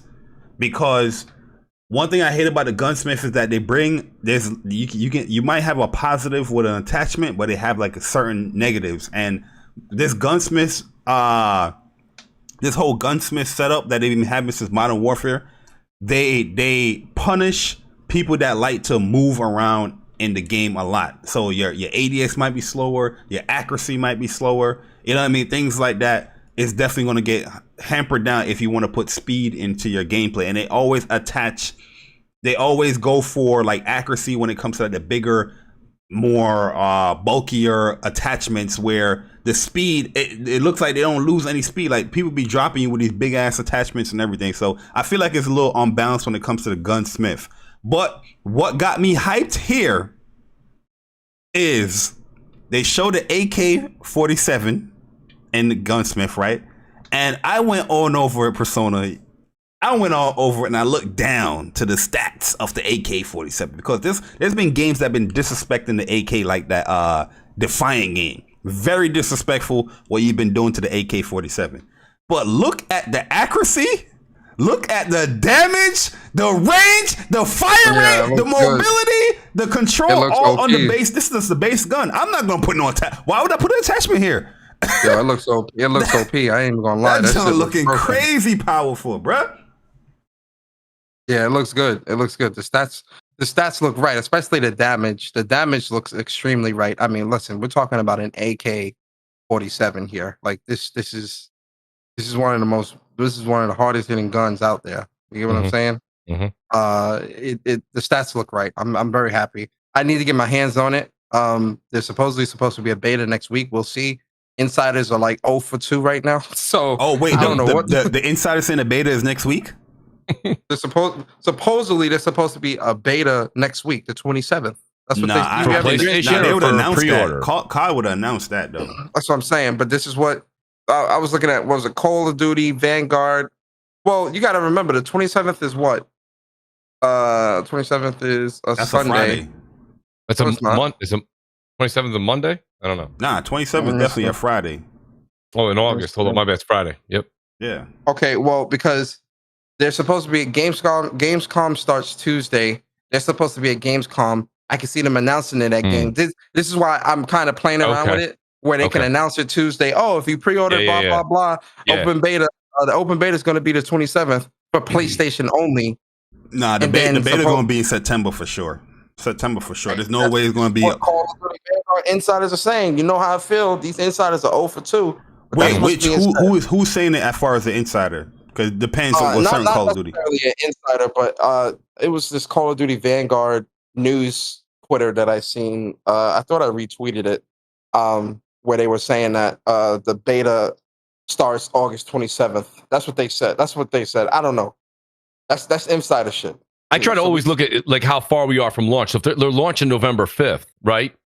It's that it does hold water. That's a basically, well, that's 2 months out. Maybe that's the only thing I gotta say where it doesn't hold water. There's supposed to be 2 beta phases, so there's supposed to be according to what they're saying. Again, just take this with a grain of iron salt. The beta is supposed to be from the 27th to that weekend, right? But then the next open beta for all platforms is supposed to be from the 10th to the 12th in September. From what there's, again, I don't know. This is what I saw. I say, just think about it, Persona. The 12th of September. That's well. I mean, I guess if they're doing a beta to try and get something done before they, go gold, I guess that would be the time frame to do it. That does make sense. I thought these demos are pretty much a little bit closer. I thought it would have been the end of September we would have seen something, or maybe the last week in September, and then get you amped up for that buy in October. Because part of this is for the beta, for the tech, so that they can test things out. I get that, but the other part of it is to emphasize that hype factor. So when you try a game out, right? Like you just did a great job talking about Tales. It's like, Mooch, try the demo out. Watch. Now all of a sudden I get a hold of Persona. I'm like, yo, Persona, this game's fire. It's absolutely amazing, right? He goes, well, I'm glad you like it. In 13 days, you can buy it. You know what I mean? Like that makes me want to go and push the buy button. When it's 2 months away, what do? I sit on it, see what's up. Maybe I'll do it. Maybe I won't. I think a lot of times these beta demos, all this stuff is just so to get people amped up to buy. So I always look at the date. I'm hoping you're right because I want to dive into this more sooner than later. But if it happens to be a little later in September, I'm also good with that. Yeah. We'll see what happens. Yeah, and to move along though, when I said there's a theme going on here when it comes to the PS5, you remember Rocket League? That PlayStation 4 exclusive that put the game on the map. The soccer cars, Mooch, remember the soccer? How can I forget soccer cars? And when it came to the PS5, they were like, "Oh, we ain't gonna do a PS5 version. It's too much work. We gotta create a new version." PlayStation said, "What? Go put that PS5 version up there, sir. It's happening." All these games that was complaining, you riding around with these journalists talking about, the PS5 is, we gotta do more extra work. From the Dirt 5s to the Yakuzas, like the Dragons, to now the Rocket Leagues. Now all of a sudden they wanna update the PS5. I wonder why. Is that 10 million screaming at you? Yeah. So Ratchet and Clank blasting into Rocket League, man. So you guys can pick up Ratchet and Clank cars in Rocket League for season 4. But the big thing with season 4 that's coming out is that the fact that you can they have the PS5 update now where you can play up to 120 hertz. This is the game that everybody was saying, the other platform can do it, but the PlayStation 5 can't do it. But here's the quality. They have 2 performance modes: quality, 4K resolution at 60 frames per second with HDR. HDR requires a HDR10 compatible display. I'm not gonna read all that. 4K display required. I'm not gonna read all that. You need a 4K capable device to run 4K image. Right? Performance mode runs at a lower resolution. So it's 70% of 4K at 120 frames per second with HDR. Game UI runs in 4K. So they're updating the game, letting people know that, we're sorry, PlayStation Nation. We'll put it on there now. PS5 update. Are you guys going to jump back into Rocket League after this update or anything? Or is this just like something that you're not really playing? Absolutely not. Yeah, I mean, myself personally, I wouldn't play it a lot. I know the kids usually they've been jamming out on Rocket League because it's still real big in their group of friends. So I'll definitely be downloading it for PS5 if they got this update. Why not, man? Right? It's a free download and the game went free to play and they're going to give you all these perks right now. So yeah, I was just telling Jeremy Bates, I'm probably going to go ahead and download it. But is this something you're going to see me playing regularly? Probably not. Yeah, I'm definitely going to download it and try it. Real talk, I had a lot of fun playing Rocket League. I think it was a great game. I remember a lot of streams that we did with that, a lot of little sessions we did with this game. It's a fun ass game. So I want to see the 120 frames. It kept the fan base too, Jay. That's the part I'm impressed with. Yeah, it's very definitely popular. got a big It's got a huge following. I think my whole thing is just too many other games coming out. I'll definitely download it and see what that 120 looking like on the TV. But it's too many other games that I want to play coming out, and I don't see myself going back to this and putting any time into it. Oh, so August 18th is when the update actually hit. So it already hit. Yeah, it's just the Ratchet and Clank stuff. You got to wait till next year for that. It's next year? Yeah, they're saying the Ratchet and Clank skin. From what I'm hearing, saying January only 3rd. on PlayStation Okay, through. It lasts up till January 3rd. Oh, okay, so it is out. It's out. Yeah, it's out. Yeah, 18th. 18th, the new season began. Yeah, My bad, guys. I'll pick it up, man. Listen, it's free, right? Yeah, man. So, we have another super chat here from my man King Thrash. Where is it at? I know I saw. Yeah, King Thrash Gaming with the $5. Say Game Pass plus complete Halo Infinite equals $90. COD $70, Battlefield $70 without Game Pass. But Halo don't Game Pass it, or with Halo, don't Game Pass it. So Thrash is putting y'all up on game, saving a little money. You know what I mean? If you have Game Pass and going to be buying Halo, you're going to be spending a lot of bread. Mm-hmm. But, wait to speak from the heart later today. Wait to speak from the heart later today. Yo, guys, the Black Panther is here, man. We're going to give a quick impressions on the Black Panther and his combat. And does his I haven't really played so much of his story, his new story in Avengers. But yeah, just speaking on him in itself as a character in Avengers, I think he's well put together, man. Persona, do you disagree or agree? Hey, listen, I think Black Panther I think that he's the best addition, the best character, like right now, in my opinion. The greatest addition, like the way he fights. He's so quick, a lot of great combos. That pounce and that out of sight move is so good. You have to play a bit damage. You have to play a bit methodical with him because defensive, because the way his intrinsic ability works is it's a psionic absorption. So whenever you have to do parries and blocks and parries and dodges. Perfectly timed dodges in order to fill the intrinsic ability to be able to do the psionic blast from his suit. So you have to be a little bit more defensive and kind of let enemies try to attack you and whatnot. There are certain skills that you can get though, where doing normal attacks will fill the intrinsic bar as well. But there's also special like his out of sight move has more damage and whatnot. Whenever you utilize some of the intrinsic bar, he's very different from everybody else. And I think that's one thing I have to really credit Crystal Dynamics on, is they've done a good job of making all the characters feel different and play differently, right? Yes.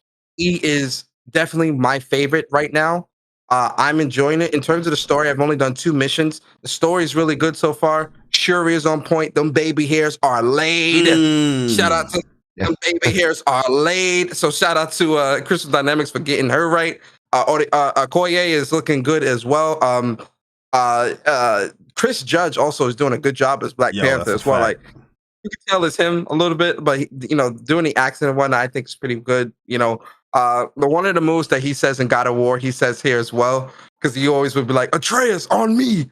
And in this game, he's like, Avengers on me. I love it. I love it. I love it. I love it. This game is great, man. Like a lot of people shitted on this game. Shame on you. This game is really fun, really great. Really give this game a try. And I think Black Panther is going to be something where it's going to really pull in a lot of new players and really love it. And I love Black Panther. He's great. I love it. Yeah, I think he's a quick question for you. Is it a free upgrade? Yeah. It is. If you have the game, if you have the game, you have to buy the game. But yeah, right. Yeah, it's a free expansion. Okay. Free expansion. Story and all that is free. He's super good, man. He's fast, but yeah, I agree. You gotta play a little bit defensive, or you gotta pick and choose your battles. But he does have his melee weapon, his little melee darts, which is pretty good. That adds damage to the enemies. And yeah, defensively, you're definitely gonna be pressing R2 to counter a lot with him, because it builds up his eccentric gauge, and when his eccentric gauge is up, he can do a lot of damage when you level this character up. The only thing I don't really like about him is his ultimate, which he summons like boss, and it's just a straight line type of summon that he does. I wish it was a little bit more. Maybe you can change it up when you level up, because I know in this game it's not what you see is just not what it is, because there's so much stuff you can do. Up yet. Yeah, as leveling up when it comes to the supers and your abilities and all that stuff. I think one of them is like when you summon boss, you also summon soldiers who fight with you. Okay, like, so you can level up. How do you access this content though, Persona? Is it a situation where you click on it and it brings you to that expansion? Because each developer takes expansions differently, right? Even with Ghost of Tsushima, you have to go to the island. You have to, right? There's things they make you do to get there. Like in this case, you just click on it and all of a sudden you go through Black Panthers. There's three already. Now go ahead. Yeah, so with this game, And that's actually something I really like that Crystal Dynamics did. They actually separate the expansions into their own operations. So it's the main story operation, which is Avengers, and then they've got Taking Aim, then they got Future with Hawkeye, and then there's Future Imperfect. Future Imperfect, and then War for Wakanda. Its own operation. So when you click into War for Wakanda, it's going to automatically spawn you in as Black Panther and do that first mission so that you can then get to the war table and all that in Wakanda, and then you can just do whatever you want from there. Okay. And then can you use Black Panther in other missions for the rest of the game?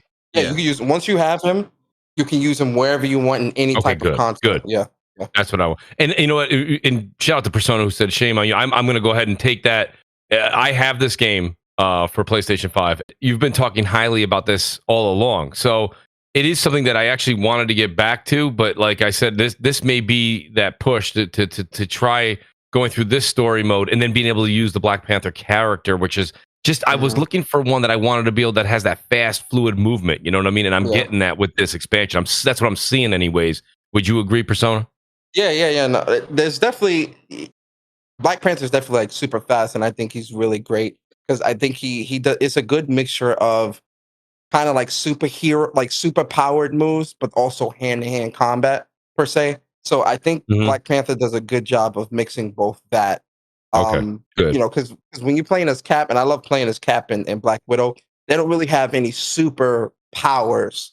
So a lot of that stuff, a lot of what they're doing is hand to hand combat mostly, and things like that. So I can understand how, like, you know, you may feel, you know, I want something that's a little bit more superhero-y, right? I think Black Panther is a good mixture between that, so that you kind of get the best of both. Because so you get that satisfaction from the melee aspect, but you also get that like special power that I think when I remember Jay Bari really going off on this game was he said that Thor was his main character. I mean, Thor is the best character in the game. Thor's garbage. I mean, you know, Miss Marvel's definitely the best. And Thor's the best character in the game. That's hands down. It's not even listen to Bari. Don't listen to Bari. Anyway, so you know, with that, you know, it's definitely great, right? But you know, I definitely think people should give it a try. And don't get it twisted. You know, Avengers on PlayStation 4 had its issues. It was frame rate issues. You know, loading was long. It had a lot of, you know, had all those types of issues, but it still was a fun experience to me, right? It still was a very enjoyable experience. On the PlayStation 5, it takes what the experience was on the PlayStation 4 and elevates it. It cleans it up and it elevates it because, you know, it's taking advantage of the PlayStation 5's power. You know, the frames are super steady, lock 60 frames, fast loading, all of that stuff. So it really does enhance that experience. Yeah, yeah, I agree 100%. I think Black Panther is a great addition.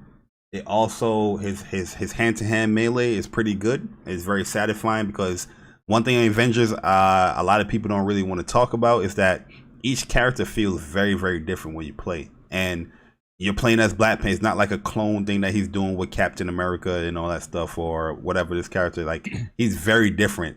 And the enemy in this expansion is much, much smarter because at first you want to pounce on everybody, you want to hold triangle, but they will reflect that thing. You better make sure they stunned or they kind of juggled or whatnot, because they will reflect that pounce, which is cool in my opinion. But to move along though, so Ghost of Tsushima, you know, director's cut is out, and my man, the people over here at Sucker Punch, my man Persona, putting out the videos, doing God's work, letting people know how to transfer your save, because they did something a little different. I appreciated that video.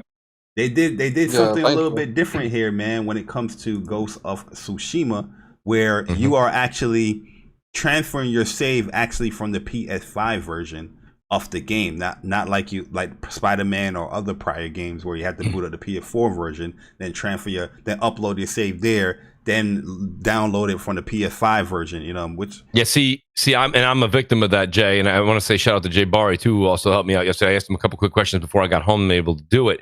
But like what I did, that was a mistake. Like I platinum Ghost of Tsushima, so I deleted it off my PlayStation, right? So then when I was talking to Jay earlier, before I even asked him the proper question, I just went ahead and thought like we were doing what we've been doing. So I went and took my disc, put it back into there, and it downloaded the PS4 version, thinking that I was going to have that installed. Then what's funny is just because I have a lot of games on my PlayStation, it was like, oh, you're out of room. So I was like, okay, no problem. And they're like, by the way, you don't need the PS4 version. We're going to give you the PS5 version, but you do have to have the physical disc inserted. So I did that, did everything and it was damn near flawlessly seamless, man. It was easy. But go ahead, Jay. I apologize. I want to give you credit too because you did help me out. I appreciate it. Yeah, I think it was this is something that I was alluding to before when it came to other games. Like the process of this whole cross save stuff is already there. Oh, you said audio was chopping up. I don't know. I just checked the audio on. Oh no, you're crystal clear on my end. Yeah, Juan was just saying it's chopping up. Let us know, guys. The process is already there between the PlayStation, 5 when it comes to cross save and all that stuff. It's just the implementation is how the developers are doing it.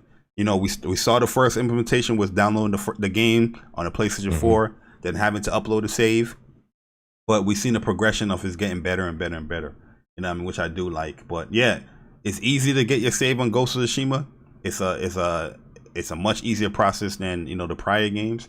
And yeah, I'm liking it, man. I'm enjoying I'm enjoying playing the game over again on the PS5 because I didn't go right to Iki Island. I could, but I was like, you know what? I already started my new game plus mode.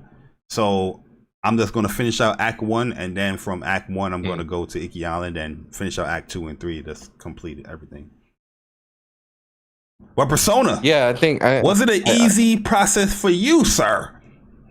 Yo, listen, this process was really, it was hard, bro. Like, I felt like I was like doing brain surgery or something like that, bro. Like, I couldn't even, I think I cried 2 or 3 times because it was so hard. Pause. I just, in the game of politician, my God, Mr. Jay Bari, I couldn't handle it. I just don't understand why the stuff is so difficult. Right? It should just be as soon as I download the PS5 version of Ghost of Tsushima, the save should automatically pull. I shouldn't have to any buttons, Mr. Jay Bari, but the fact that I have to keep pressing buttons, it's too much. Mr. Gaming Politician. Mr. Gaming Politician. Did you play and beat Ghost of Tsushima, sir? I wanted to wait for the PlayStation 5 version, Mr. Jay Bari. Yeah, that's a typical answer too. Yes, Mr. Jay Bari, I wanted to wait for the PlayStation 5 version. All right, Mr. Game. It's time for you to go away. Anyway. That was good. Right on time too, because that's the typical answer. That's the answer. I was waiting for the PlayStation 5 version. But it's a very simple process, right? Because again, all you need to do is just make sure you pull your save from the cloud, make sure it's saved locally on your console, go into the PS5 version, and just transfer and load that save. And literally that's it. And then once you load into the game, all trophies pop if you have the platinum, and that's it. Like, so let's do this, Persona. Let's put this in layman's terms, right? So you have the PS5 version is downloaded to your console. Mm-hmm. You go into your settings, okay? Mm-hmm. You go to your saves, you go to your PS4, you have to go to your PS. Well, see, for me, here's my question to you then, Persona. I beat and platinum Ghost of Tsushima on my PS5, playing the PS4 version. Yeah. So when we got the 60 frame update, I went through and played it, beat it then. My point being is so now, where am I pulling my save data from, or is mine already on there because it's on my console? I beat it on this console. If you beat it on the PlayStation 5 console, then it is saved locally already. Exactly. And so all you have to do is just go into the PlayStation 5 version and just transfer that save automatically. Okay, so, yeah. It'll allow me to transfer the PlayStation 5 save file over as well as. Well, no, because even though it's saved on your PlayStation 5, because you're playing a PlayStation 4 game, it's still that save is still going to generate and register as a PlayStation 4 game. Okay, save. Understood. Yeah. So once you get onto the PlayStation 5 version of Ghost of Tsushima, transfer that save file and you're good to go. But they also let you know the trophies do pop automatically when you do start playing the game. So if you platinum the game, you're going to get the platinum again. But they let you know here that there's a few trophies that you're going to have to do manually again, and one of those are the photo mode trophy. So if you guys earning that again, I'm pretty sure you're going to earn that again because this game is freaking gorgeous. And they also have the grand opening trophy for New Game Plus.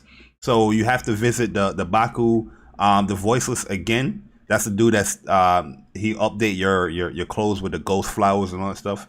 to earn that trophy again for New Game Plus mode. So that's one I didn't have yet. I didn't earn again, so I got to visit him and get that trophy there. So yeah, those are the ones that they're letting you guys know. But you do get your platinum trophy if you already platinum the game. And yeah, it's an amazing game. It's an amazing experience, man. It looks beautiful on a 4K display, and like the vistas in this game, the scenery is unmatched, man. It's just like, yo, the junk looks amazing, man. So I say go ahead, guys, get that Ghost of Tsushima director's cut. You will be very pleased with it. And it looks amazing, bro. Like I was saying this to Bari earlier. This game, like seeing it on PlayStation 5 in the state that it's in right now, yeah, this is definitely one of the most beautiful games out right now. Still, to this day, one of the most beautiful games out. 100%. So you're saying Persona, because I haven't struck it up yet. You're saying with the PS5 update in this new DLC, there is a clear visible difference between the PS4 version and the PS5 version. Oh yeah, absolutely. The graphical quality is turned up a lot, and you can see it too. You know, some games they will have the NPCs, and the NPCs won't have like the detail or the quality of like the main character. Nah, yo, the NPCs in this game right here, oh man, they definitely turned them up as well. Like everybody got a touch up, and like the ground textures and all that stuff got a touch up as well. It looks amazing, man. It looks really good. Okay, yeah, it does. 100%. Yep. But yo, Persona, man, I brought this news here just for you, man. This news was personal. This news was just for my man Persona, because he is the only guy I know. Oh my god, I know which one it is. Listen, Mooch, if you know somebody else that is hyped for this game here, let me know, because he's the only one I know that is out here hyping up for Goodbye Volcano High. Oh, I knew you were going there. And no, Persona, you're gonna have to put that suit on and preach right now, because I don't know how you're gonna talk me into this one. Persona, man, how you feeling, man? Goodbye Volcano High got delayed to 2022. The narrative has got rebooted, so they kind of rebooted the narrative. That's why it got delayed. That's to give everybody the rewrite. And they want to avoid crunch. Yo, I hate when. Let me not go there. Yo, listen, man. Goodbye Volcano High. It's a game I was definitely interested in. It was giving me Life is Strange vibes. Mm-hmm. You know, like kind of like a Degrassi. Like, it's their last year of school, their senior year and all this. Like, I was getting this Degrassi, Life is Strange type of vibes. I like that type of shit, right? Like, in this game, it looked pretty interesting to me. I'm sad that it's being delayed, but we haven't really heard anything about this game since last year. So I knew that they were either having their heads down and really trying to just develop, or, they definitely need more time, right? Because all the state of plays that we've had this year so far, nothing about Goodbye Volcano High. So this delay is not surprising to me. But whenever this game comes out, it's getting bought, it's getting played, and depending on that trophy list, it's getting platinum. So listen, y'all can judge me all you want. I don't care. Judge me. It looks good. I'm excited. It's getting bought. Facts. That's what's up, man. Have a stance and stick by. Hey, he's a man of his word. That's I gotta respect that. I have to respect that. But yeah, man, I'm excited to watch that stream for this dinosaur drama game that Persona's going to stream. Get your popcorn out. I'll be there. For us, man. Hopefully nobody dies or nobody breaks up with their dinosaur compadre. Their pterodactyl girlfriend. Yeah. Yo, so these are two quick updates that we're going to do before we get into some trailers and some video. Dragon Ball Z Kakarot, one of my favorite games of last year, or is it 2019? One of them. It was last year. You can now play as Gotenks and Vegito. So this is a cool update. These are playable characters now that you can do. So they've been updating this game since it's been released, where you can play as Trunks. Now you can play as Goku and Vegeta God levels. You can play as Goku Blue and all that stuff. Like this game right here, if you are a Dragon Ball Z fan, this is definitely the game to go and cop. It's amazing. Dragon Ball experience, the best. And I've played all the Dragon Ball Z games. This is the best Dragon Ball Z game to date, hands down. Just from the story, really, just from the cameos, just from the fanfare that they have in this game. They have the old school Dragon Ball like memory picks and all that stuff. It just touches your soul, man. As a Dragon Ball Z fanatic, it definitely touched my soul with this game, man. Just seeing that Gotenks and Vegito is going to be now playable. This is also cool, man. So cool little update just for you guys, let you know. Go ahead. The game is pretty cheap now. You can probably go get it real cheap. But it's a great game, man. Yeah. And next, I didn't really even want to bring this one in here, man. But I don't know what the fuck is going on with this guy. Is he Nobody trolling? does. I don't know if he's trolling. I feel dumb because I was defending this developer or whoever this person is. But Abandon, they're now claiming that Abandon will be free for players who purchase Blue Box previous unfinished game. What the hell does that even mean? I'm confused. They had a game called The Haunting Bloodwater Curse, and this game is not even out. This game is not finished.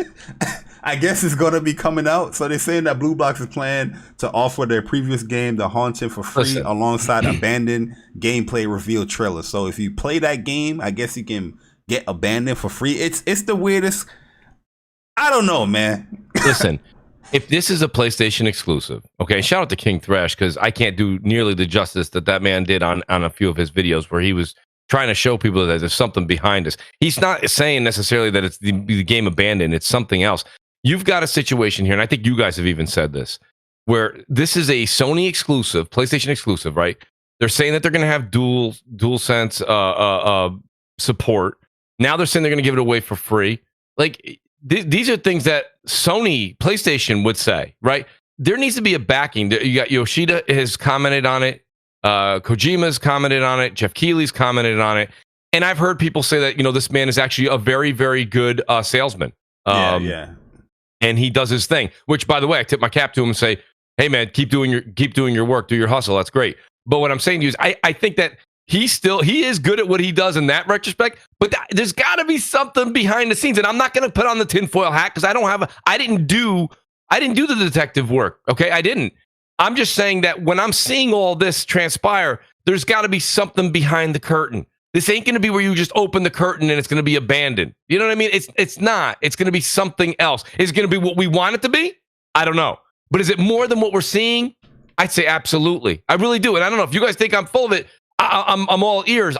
There's too much shit going on. Like, you can't give away a game on a platform when it's a PS5 exclusive. Like, PlayStation has to be involved, right? Like, I can't make a game and be like, it's free on PlayStation, right? It's got to go through processing and they have to approve it. And there's just so much stuff. And there's too many big names involved for something that's just a random AA indie experiment, And then you have an app that's going to be on the actual on your UI, like there's just too much here for it to be nothing. So I think we are in for a surprise through PlayStation, through whoever is behind this with him, or maybe collaborating with the Blue Box developers and their team.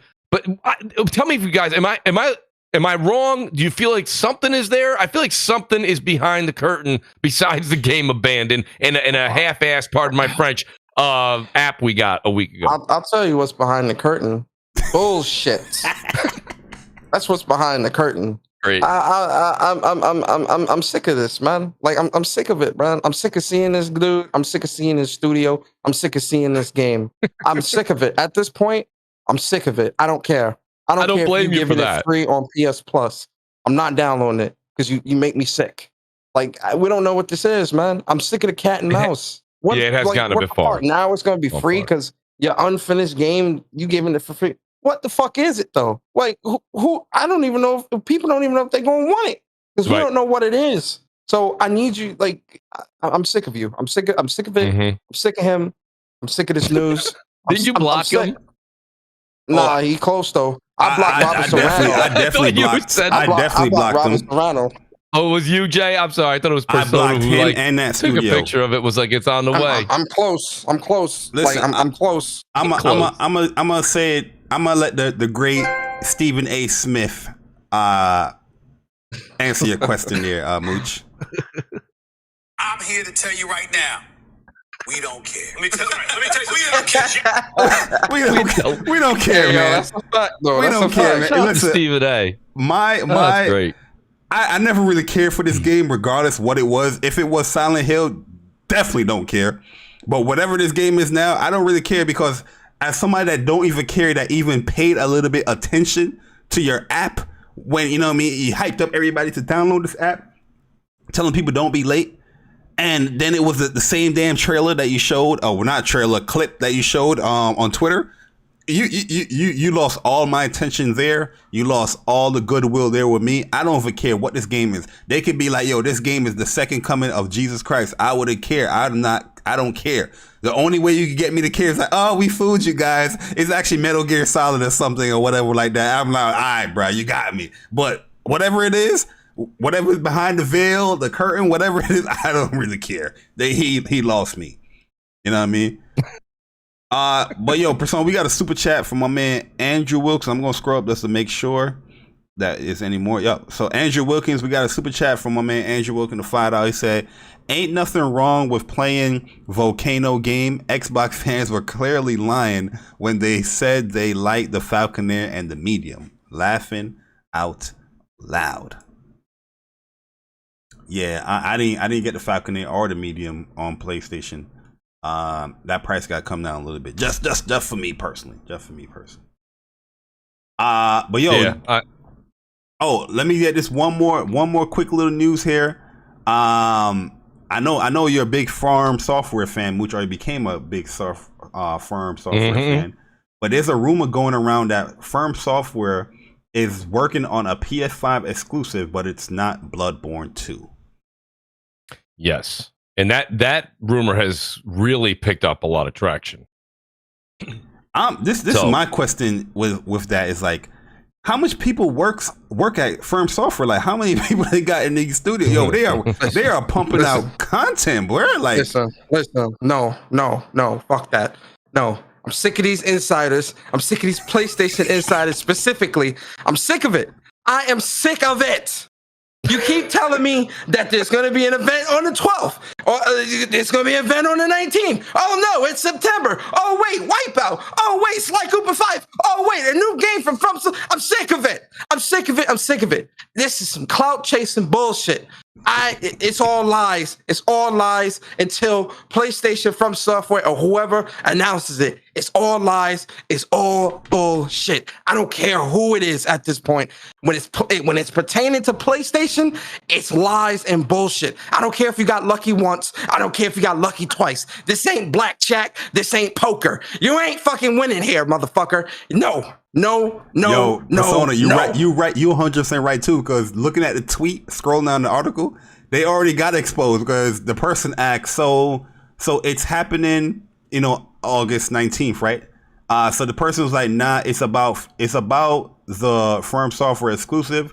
That's my rumor mill for this week. So he's I guess he's denying whatever, but I know he pretty much said that it's going to be announced during a PlayStation event or whatnot. But that didn't happen. Well, they let PlayStation announce it. I'm sick of these fucking. Excuse me, guys. Excuse my language. I'm sick of these rumors. I'm sick of these insiders, bro. They starting to make me sick, right? And I don't really follow these dudes. I'm not really out looking for that stuff, right? Right. But when I see it, because it's everywhere, because everyone is clamoring for PlayStation news. Everyone is people are. It's like crackheads trying to get their next fix. Everyone is clamoring for PlayStation news, a PlayStation event, and to see what's next coming from PlayStation. And PlayStation knows it, and they're sitting there laughing because they want to build that hype up. They're building it up so that when it does finally hit, it's gonna be magical, right? Fine. But in the interim, you have these clout chasing people that are out here trying to gain followers, get attention, whatever, because they bored in real life, whatever.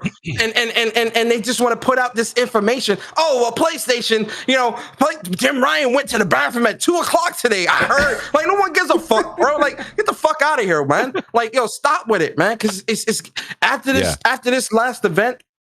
where they said, "Oh, this week is going to be an event, not last week, this week," and then moved to September. I'm done. All this PlayStation. They moved shit, it from 1 week to the next week. Now it's September. I'm done, bro. I'm done with all rumors regarding PlayStation. I don't blame Persona. I really can't blame Persona because it's happening just too frequently, and it's been wrong more than it's been right. No, but Mooch, this is what I've been saying is that they are using. This is gonna come off bad when I say Persona might kick me in the shin, but just hold on, right? They are using common sense without making sense. I know that makes no sense, right? What I said, but they are using the words of PlayStation of no God of War, no VR, no Horizon update this state of play, but we'll be announcing throughout the summer, or announcing those stuff throughout the summer. So they're using that fact, and then they're using that to make up anything that they want. You know what I mean? Oh, this event going to be August 19th. Oh, it's going to be August 12th. Oh, it's going to be September. Because 10th. It's going to it's within that line of PlayStation already announcing that they're going to be announcing stuff within the summer. You know what I mean? So that's what they're doing there, man. And it pisses me off because it's not like they're giving any like, oh wow, this is great information. It's like common sense shit. Like, yo, we already know this. We don't need an insider to tell us that they're going to have something in the summer. You know what I mean? It's like I said before. If I told you wherever you live, whatever country, state, wherever that you live, that in the next 30 to 45 days, you're going to get rain, and you get rain within that 30 to 45 day window. Right. Am I an insider or am I lucky? No, I'm lucky. Probability. It's all about probability. It's all about numbers. It's a numbers game. It's probability. We all learned probability in school. Yeah. That's all that this is. You're right. Cut the bullshit. Right. But the thing is, Persona, I got to say, I can't argue with one thing Persona said. And at this point, we're all kind of fed up. But I will say this much, to go back to Jay Bari's first point. I sure as hell hope this is a true rumor, because I'm excited about it. And listen, Elden Ring, I'll be playing that shit. Day 1, minute 1, minute 0, how people say it now. I'll be on that before we can even, don't worry about that. That's happening. But to have another From Software game coming, and listen, the fact that they're saying it's not going to be like don't make a Bloodborne 2. Don't. Go ahead. Make something else. Like, I don't really think I've played a bad From game yet. And, I'm actually going to go through. Fire. I enjoyed the hell out of Sekiro. Sekiro, I thought was cool. I liked it was very good. Very good. And it was, and guess what? Completely different style mechanic, And look at how they changed it up, and it was Game of the Year, amazing game. So I welcome this rumor, even though Persona's right. You won't see me on my podcast. You won't see me tweeting it out. You won't see me spreading it, because until I hear something official, I'm just not. But I will say this much. I've heard this from a couple of sources now, not people on Twitter. A lot of the news sources have picked up on this and kind of started digging a little more. So I'm hoping this one's just picking up some traction, but I'm with Persona. You won't see me promoting it. You won't see me retweeting it. You won't see me probably talking about it as soon as Jay changes subjects. But I am excited if that was to come to PlayStation, because I think they have a great relationship, and the games have already been proven to be absolutely amazing. So I'm hoping there's something to it, but I wouldn't count on it until we hear from PlayStation. You know what we kind of hope is coming to PlayStation? Using that Unreal Engine 5. My God, this Black Wukong gameplay trailer. Oh yeah, was breathtaking. Bruh, bruh, that's all I got. All I got is bruh. Unreal 5. Yeah, Unreal 5, bro. Like, this is. Why isn't nobody doubting the Unreal Engine 5 now, Persona, though? Why is nobody doubting it? You know why. You know why. You and I both know why. Was this demo running on PlayStation? Did they confirm that or not?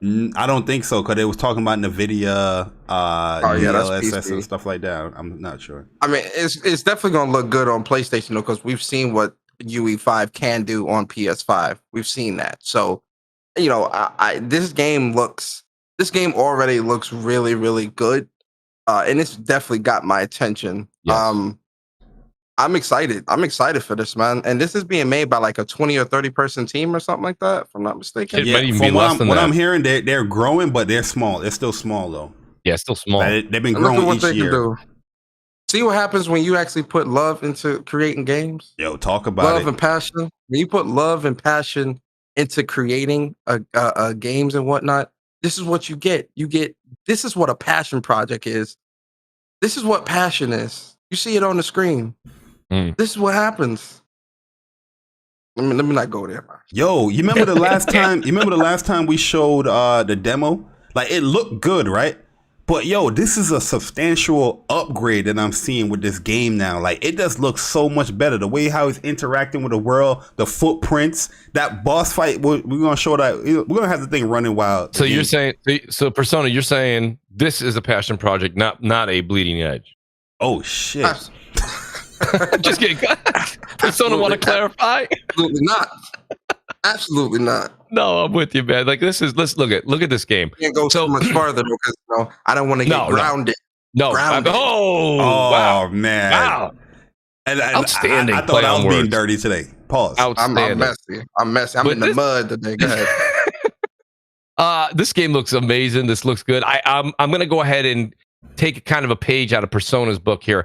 When I see trailers and they're running on PC and they look this good, the saving grace with this particular project is that it's running on the Unreal Engine 5, which we really haven't gotten a chance to see yet. So the fact that this looks this good and it's on that new engine, that's what leads me to get the hype factor, gets the heart beating. But whenever I see something that's this far out still and looks this good, you remember we all kind of got that same show. Remember when Witcher 3 was shown on stage and it was on PC it looked better than the Netflix show that stars a real human being. And then we got the game, and I'm not saying it was bad, but it wasn't that. So it was down I kind of especially on PlayStation, that shit look ass. I'm sorry.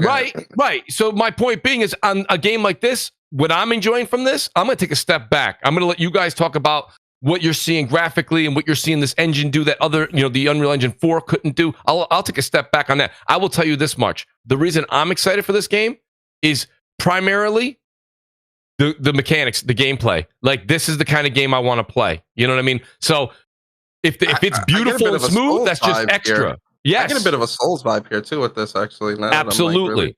Because if you look at it, you're taking on one, maybe 2 or 3 enemies at most on screen. Now, maybe we'll see another scene in a moment where there's 20. If that happens, it loses a little bit of that Souls. But if it's this and you have to learn the game, learn the fighting style of your opponent, that is a very Souls-like mechanic that I just absolutely adore. So this game here, when he fell in the snow was like stuck on his body. Right. You know what I was just about to say? I'm hoping all this.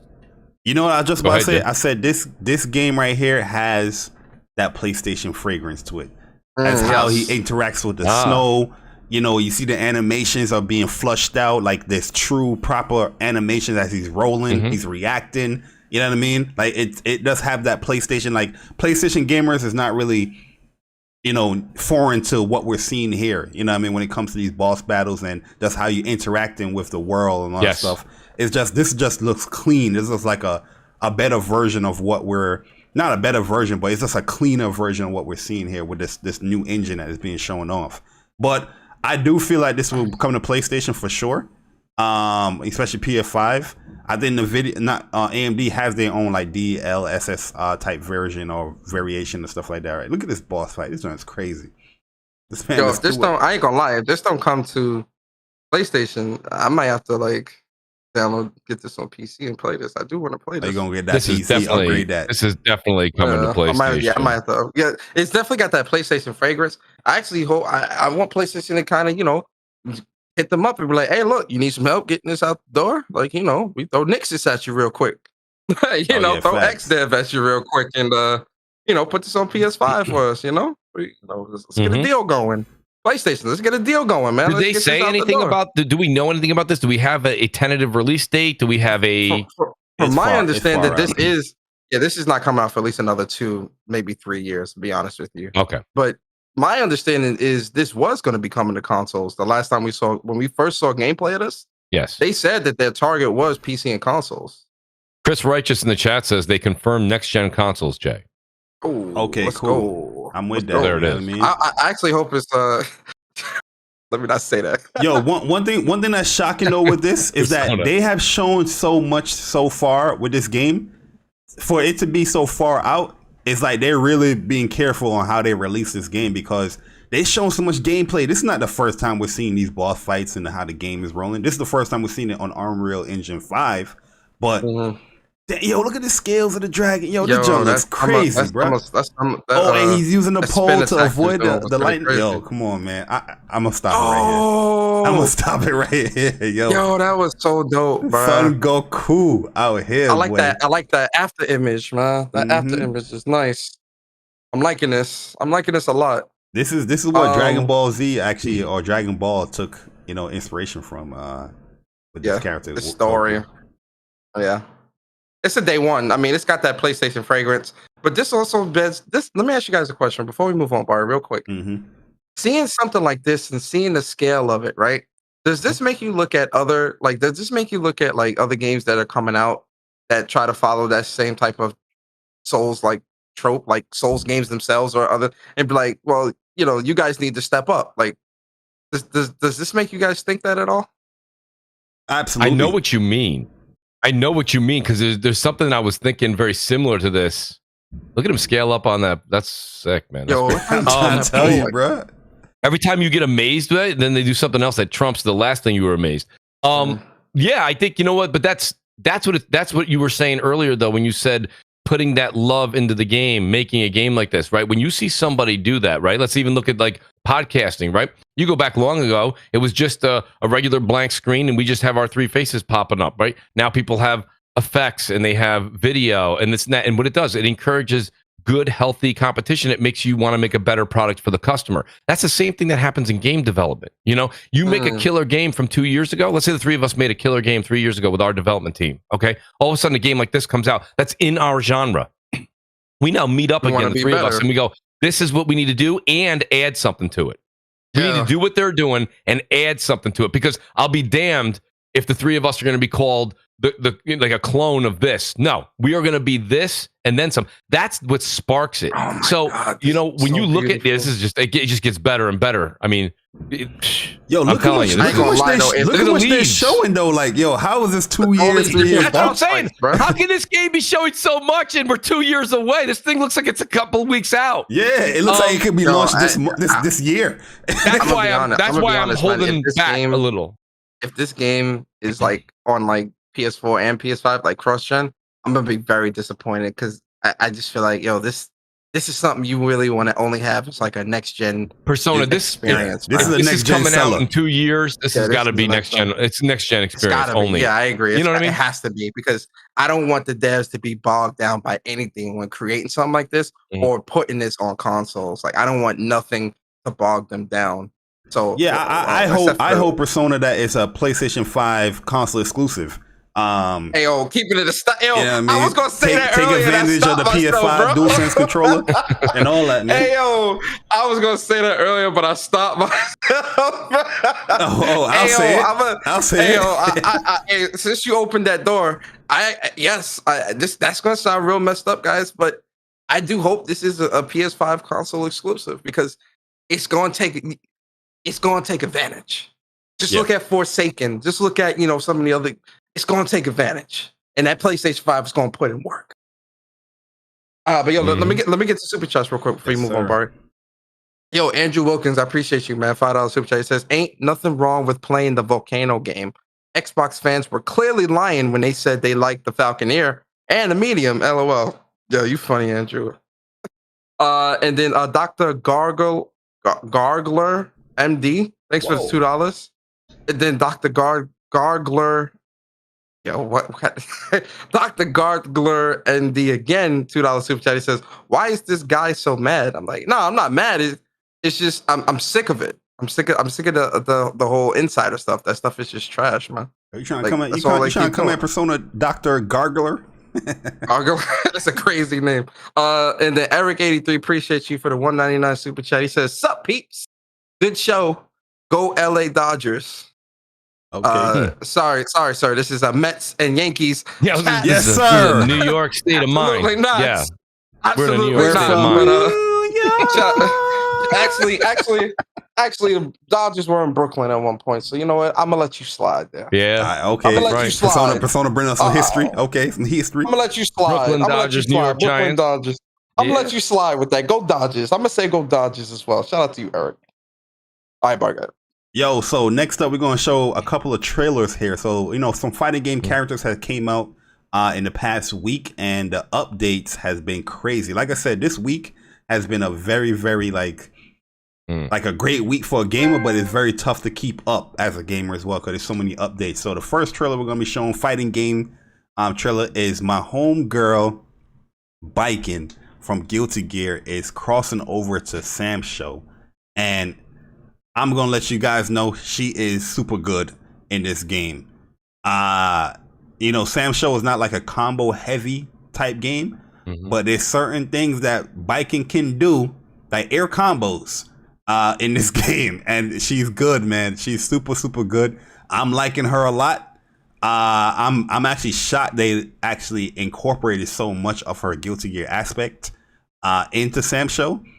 And yeah, she's super dope, man. But if everybody don't know, Biking, yes, is the big breasted samurai lady from Guilty Gear, and she plays no games. She gets drunk and she will chop you up.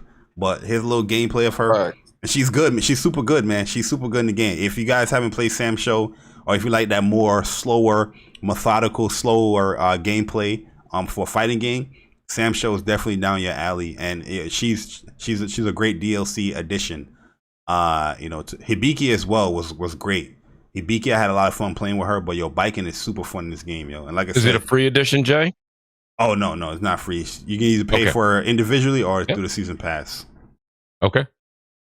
I know that you play. I don't know about Persona. I don't see him tweet it nearly as much, but Jay, I see you play a lot of fighting games, and like what? Because you play so many, man. And I see you tweet out, and you have a few more to go through. You're even going to go through. I don't want to, jump ahead here, but you got a Street Fighter V trailer too show, and like it's like what game? When I was younger, these were the types of games I played nonstop. But as I got older, I definitely walked away from these games, and I'm wondering right now if you were to talk to someone like me and say, Mooch, I think you would like this type of game. It's got the best mechanics. It doesn't have story where you have to get too deep into it. You can kind of jump in. It's a lot of fun. What do you think is the best like fighting game out there right now that's competitive? That is a tough question because Persona play a lot of fighting games as well, just to be honest with you. But I figured he did, but I see you posting these a little bit more often. Yeah, because he played too much goddamn Destiny. That's why. No, I'm joking. Really. So you want the best fighting game in my personal opinion, or you want the best fighting game for like a newer player? I guess I asked for, if you have two answers, I'll take two. All right, so yeah, the answer currently right now, in my opinion, is definitely going to be Guilty Gear. I think Guilty Gear did a great job as far as streamlining a lot of system mechanics in the game where newer players can learn, but also there's a lot of stuff that you can discover in the game for just for fighting game needs. It's pretty good. Like they got a lot of stuff with the RC mechanic that will fill your need as far as like always wanting to learn in the game. But there's a lot of fighting games I can list off, man, that people probably will disagree with me, like, oh no, I don't agree with that. Like BB Tag, BlazBlue, Cross Tag is one of my favorite games that launched last gen. I also love Grand Blue Fantasy Versus. I think that's a great game for new people as well. Wobzilla just said that. Literally, as you said that, he tweeted it, or he put that in the chat.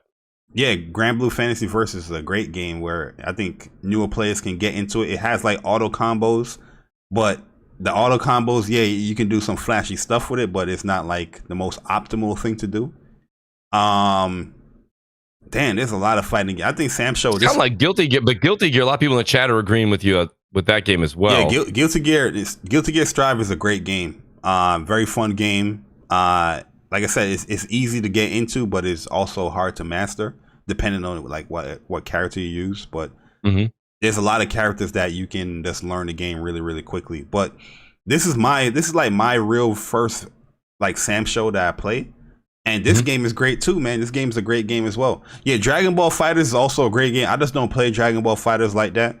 But they added a lot of stuff that I think like Mooch picking that up right now is just like, I don't know what the hell to do. Community is too.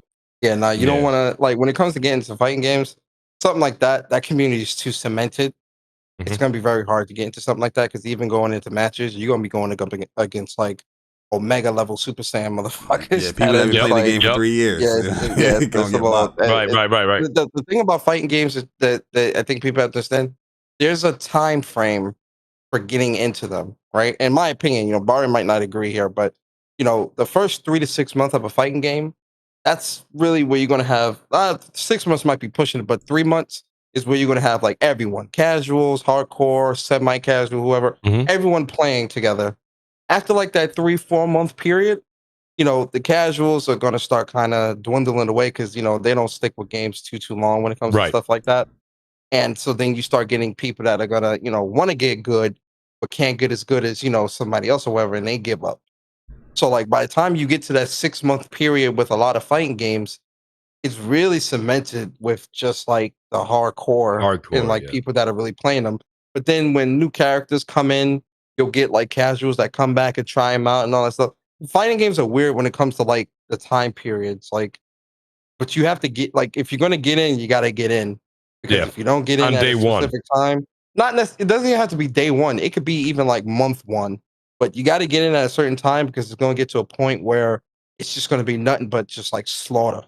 So we're already pushing the envelope according to your numbers then, Persona, because we're Guilty Gear is probably a good 2-3 months it's been out now. It's 2 months. It came out in June. 3. Came out. When came out? No, I was supposed to say. It came out June. I thought it was June 11th. But the good thing about Guilty Gear is Evo just finished up, so you got a lot of people, and Jacko is coming. And I don't mean to get ahead of you, Bari. Oh no, we're gonna play right there. Go ahead. Yeah, Jacko is coming. So because Evo just finished and Jacko is coming, you're gonna have a lot of new people jumping back into Guilty Gear, wanting to either play Jacko or just because they saw some cool shit on Evo or in some videos or whatever, and they want to play the game. Okay. So it's a great time to get into Guilty Gear right now. It's still very fresh, still very new, and a lot of people are still learning the characters. Especially, only thing with Guilty Gear is I would wait for the update to happen because right now Guilty Gear is like flooded with soul bad guys and Maze, and Maze, and it's a nightmare playing online sometimes because especially if you're going against a soul bad guy, you already know what's coming. You know he's going to be plus on a lot of hits. The hit stun's going to be crazy. Block stun is going to be crazy. Like, Soul Bad Guy's just a very hard character to deal with. But once the update comes out, it's going to be much more bearable online. Because then everyone comes back to want to try his characters and also other stuff. So, you got some time. Okay. Yeah, so as Persona alluded as well, Jacko is the latest, newest character to be announced in Guilty Gear Strive. She's the second character of the DLC pack, or the second DLC character. And she was a new character in the previous Guilty Gear game in XR or XR2, or Rev 2 or Rev. I think she came in Rev.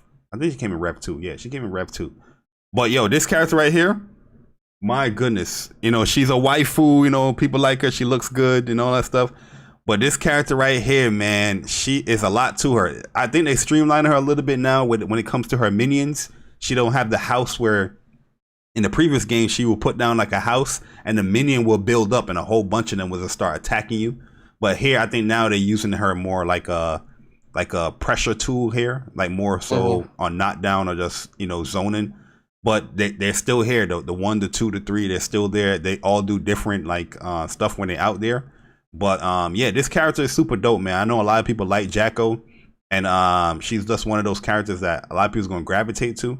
But we'll see if people are gonna play it for the long run because she's not the easiest of characters in my personal opinion. Rev 1, she came in. Okay, I seen some challenge that was like you retweeted it. The Jacko challenge. Yeah, Jacko challenge where like because when she does her crouch, it ain't a normal crouch. Oh yeah, she and flexible. Like her whole shit is in the air. Her whole ass is in the air. So there was this challenge of people like, do the Jacko challenge. And I ain't gonna lie, the chick that won, that's the pregnancy stamps. Oh yeah. She doing doggy position without kneeling down. Yo, that's a fact, bro. I'm like, yeah, you definitely won that challenge, shorty. But nah, Jacko, she's definitely like a flexible character. She's gonna be cool as hell. I think she's gonna be cool in Strive. Definitely gonna check her out. But will I stick with her in the long run? I'm not too sure. But you're not. It's Milia all day. Yeah, it's pretty much Milia, Leo. But yeah, I think she's gonna be she's a great addition. I'm liking her much more than the last guy. What's his name?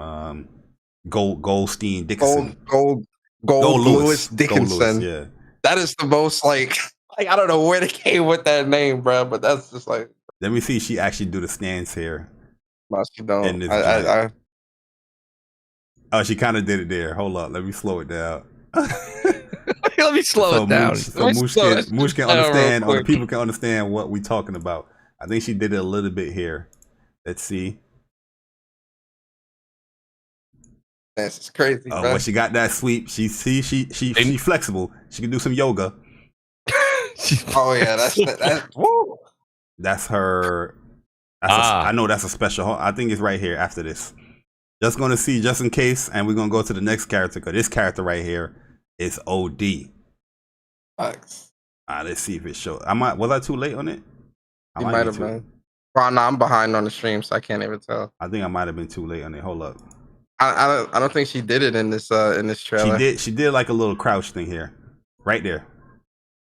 It's not the all the way, but right here is what the position everybody talking about.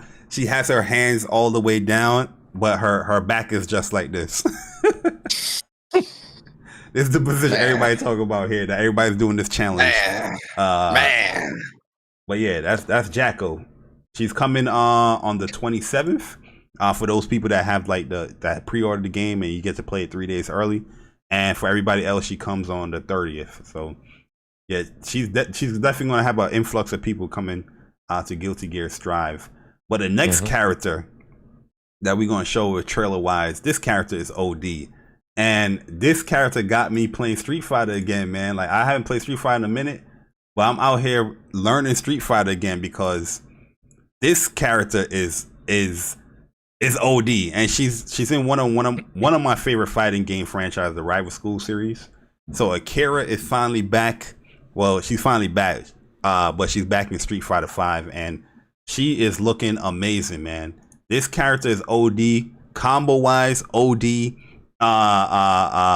Loops. She got it all, man. She got it all. She's not crazy in the neutral, but she does have a fuck neutral move. Where she can pretty much just close the gap on you with her elbow. But when this character when she hits you, you're gonna feel it with this character here, man. But yeah, I've been enjoying like learning this character, man, or let's learn the Street Fighter again. Cause I haven't played Street Fighter in a long time. I just been playing like a more anime games. But I'm not saying that Street Fighter is a bad game because I do love Street Fighter 5 because Sakura's in there, Karen is in there. Look at this. Look at the loops. I told you, man, this character's OD, oh my man. God. She's OD, yo. She's super good. But yeah, man, what you think so far, just looking at this character? Jay, you gave a great tip, though, on Twitter a ways back. It was like you were saying, if you're going to pick up a fighting game, I mean, you didn't care which one at the point in time. You were given, your video showed you like literally trying out different combinations. You need to learn your combinations. You need to learn what's going on in the game. Oh yeah. And you were like, you were kind of fed up. I don't know if you remember that tweet you did. It was a while ago. And you're like I'm tired of playing people that don't like, they're just basically button smashing with no rhyme or rhythm to what they're doing. And you're like, people, please spend some time learning the combos. Because it can be frustrating, like fighting somebody like that, because you know that person is just like, oh, I'm pressing whatever. Like there's certain situations where, like, say you got knocked down in a video game, in a fighting game, right? Like somebody hit you with a sweep.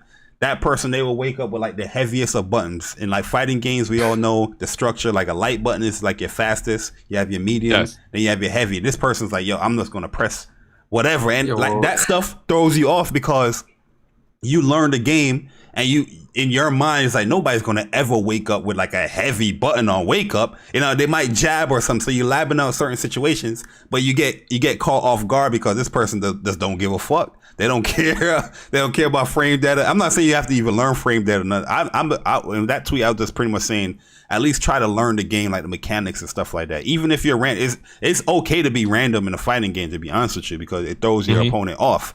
But it's just like you can just tell when somebody just don't know the game, and it's just like, oh, we're just brawling. You know what I mean? Like seeing Akira really just like makes me want another rival school game. I'm gonna be honest, man. Yo, especially with her super with her brother.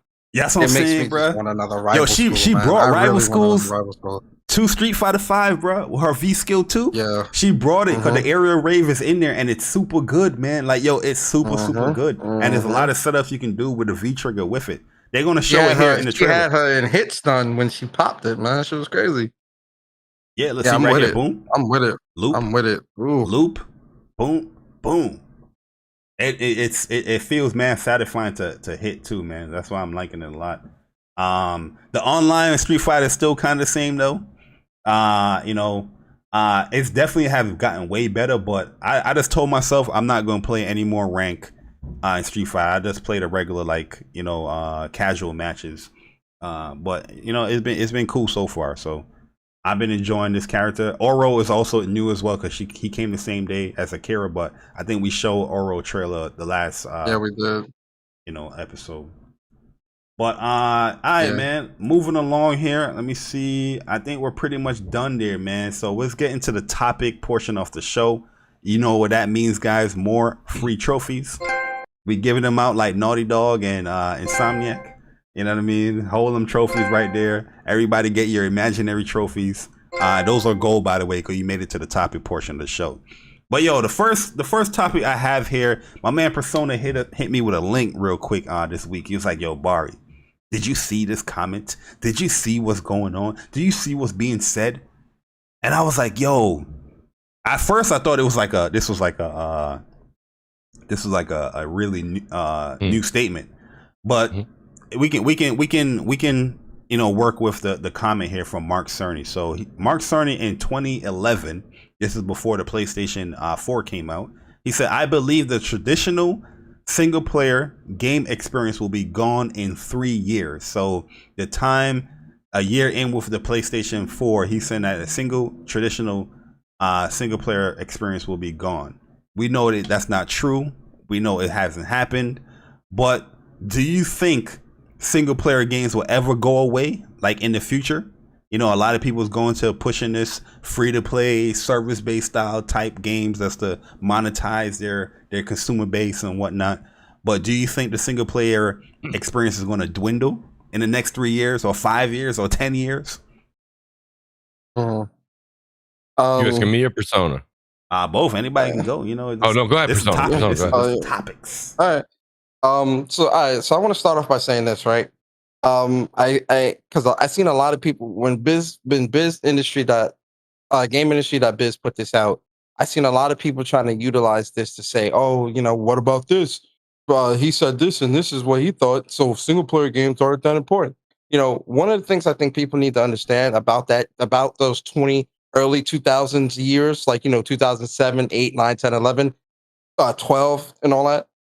That was really when we saw the onslaught of multiplayer take off, because we had Halo, even though Halo was out and doing its thing and Gears was out doing its thing from Xbox to Xbox 360.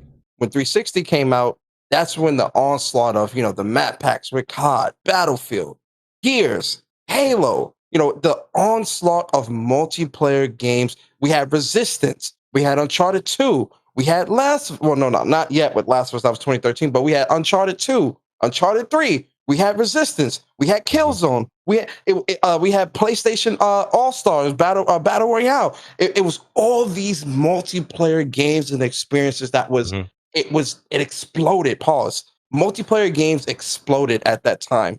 So, I can understand because when I think back to the PS3 generation, I was playing more multiplayer than anything, to be honest with you. So I can really understand where Mark Cerny could look at the market at that time and think, oh, well, damn, this is what it is right now. This might be what we do, what might be permanently within the industry. But see, here's the difference between Mark Cerny and everyone else, right? Everyone else that makes these types of claims and things like that. Even though Mark Cerny made a claim like that, PlayStation still stayed true to what people wanted. They put out those multiplayer experiences, but they still were putting out single player experiences. And then you fast forward to to PS4 and now PS5, they are putting out nothing but they're putting out high quality single player experiences. So obviously Mark Cerny missed the beat on that. So, obviously he gets an L there, but look at PlayStation's track record. They never faltered from what they believed in. Right? That's right. Now, in terms of single player games going away, no.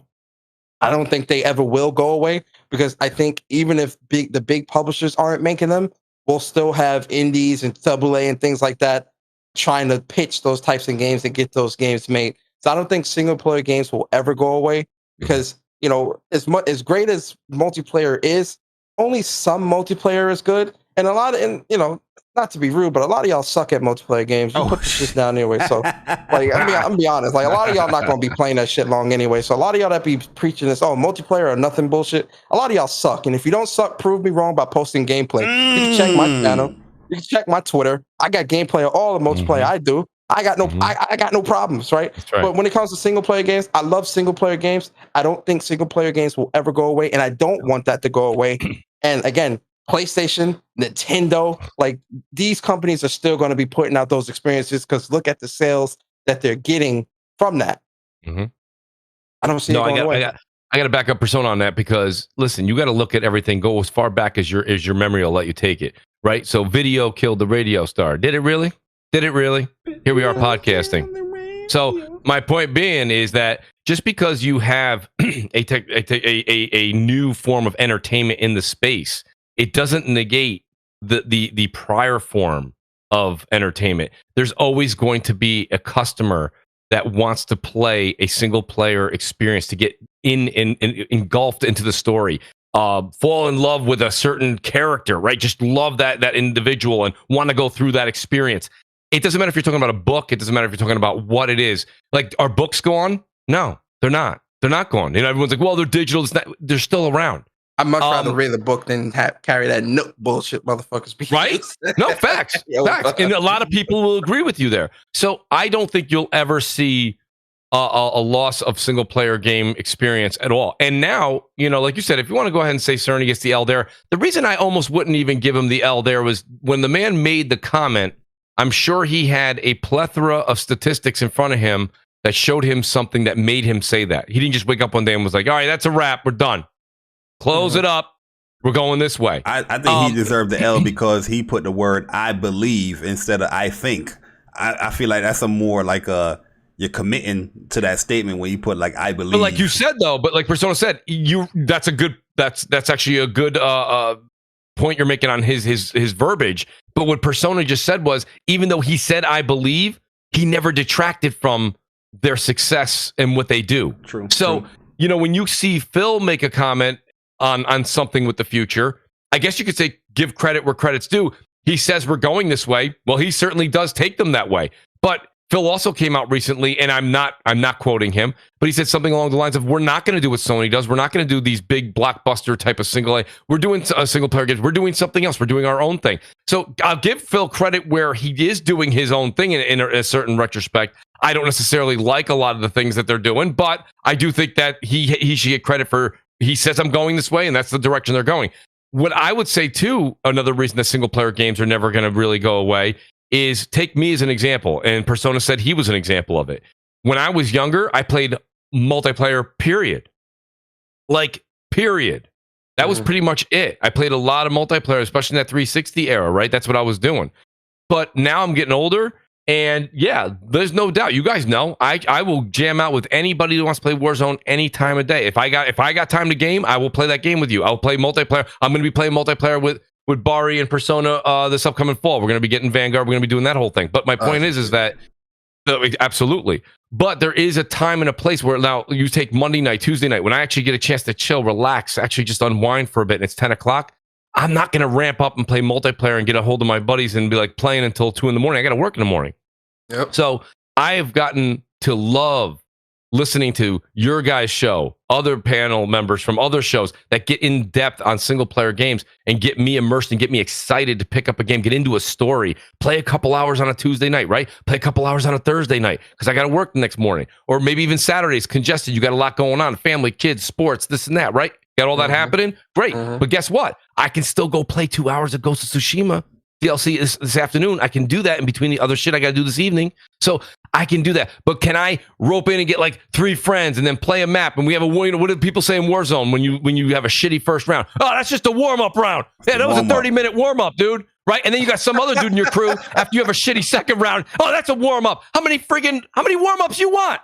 You know, we're already an hour and a half into this session. So my point being is that like, that's the thing. When you get older, there's another group of gamers, whether you're talking about the gamers that have been here for decades or you're talking about gamers that are about to go into their 30s in the next 5 years when they have their first kid or they're doing and they don't have that time to be up till 4 a.m. Gaming is important for all different ages. And that's the thing. I think as you get older, the single player experience grows on you. It hits you hard when you're a kid, real young. Then you leave it and you go to the multiplayer space when you're in that like that youthful age, and then once you get a little bit older, you go back to your single player experiences because those are the games that allow you that time to shine with it and get immersed into it. Whether it be the mechanic of the game, the challenge of the game, which I think is a great topic you have for the second one. I got to rant on that, but like the challenge of the game, and then also the characters and the story. So let them know too, Mooch. Listen, man. I'm getting old. My reaction time is not. It ain't what it used to be. You feel me? These bones are a little old, man. Like I multiplayer shows, especially now. Like I love multiplayer. Listen, y'all see the streams. I wash fools in multiplayer. Like that ain't me exaggerating, but it's too sweaty, man. Like the way they're building multiplayer now, it's too sweaty. So I don't want to deal with that all the fucking time, bro. Right. Like I really don't. Yeah, multiplayer now is less about sweaty, skill. bro. It's more about you know what though, but Persona. The reason you and Bari feel the way, and I can relate to what you're saying is because you also like I'm competitive. You're competitive, right? So when I play Warzone, like don't get me wrong, is there times where we just maybe you're having a couple drinks, it's Saturday night, you're playing a game of Warzone, you're playing some multiplayer with your friends, you don't really care, sure. But I'm gonna be honest with you, when you play with me, like I'm having a good time. I'm gonna shoot the shit with you. But I'm not kidding you. Like I want to win, right? So I'm competitive. Yeah. I want to play the game to win the game. Like I that's just why I'm playing that multiplayer. You talk that shit, right? So like that's the whole point of the matter. So like you said, it's 10 o'clock. You're a little tired. You're like these other dudes they're sweaty right now. It's Wednesday night. You know that you're not going to ramp up. And you're like I'm not into this. And that's the same, because I got a competitive spirit as well. Bari, like I'm very very competitive, man. And like, yo, if I sometimes I just want to play something I can just chill and just play. That's why I still love turn-based RPGs so much because I can just sit back, I could just do my strats or whatever, grind or whatever, enjoy the scenery, enjoy the story, enjoy the banter, and just chill, bruh. Like like one of the games that I love so much is I Am Setsuna, right? Because that game is so chill, bruh. It's so peaceful.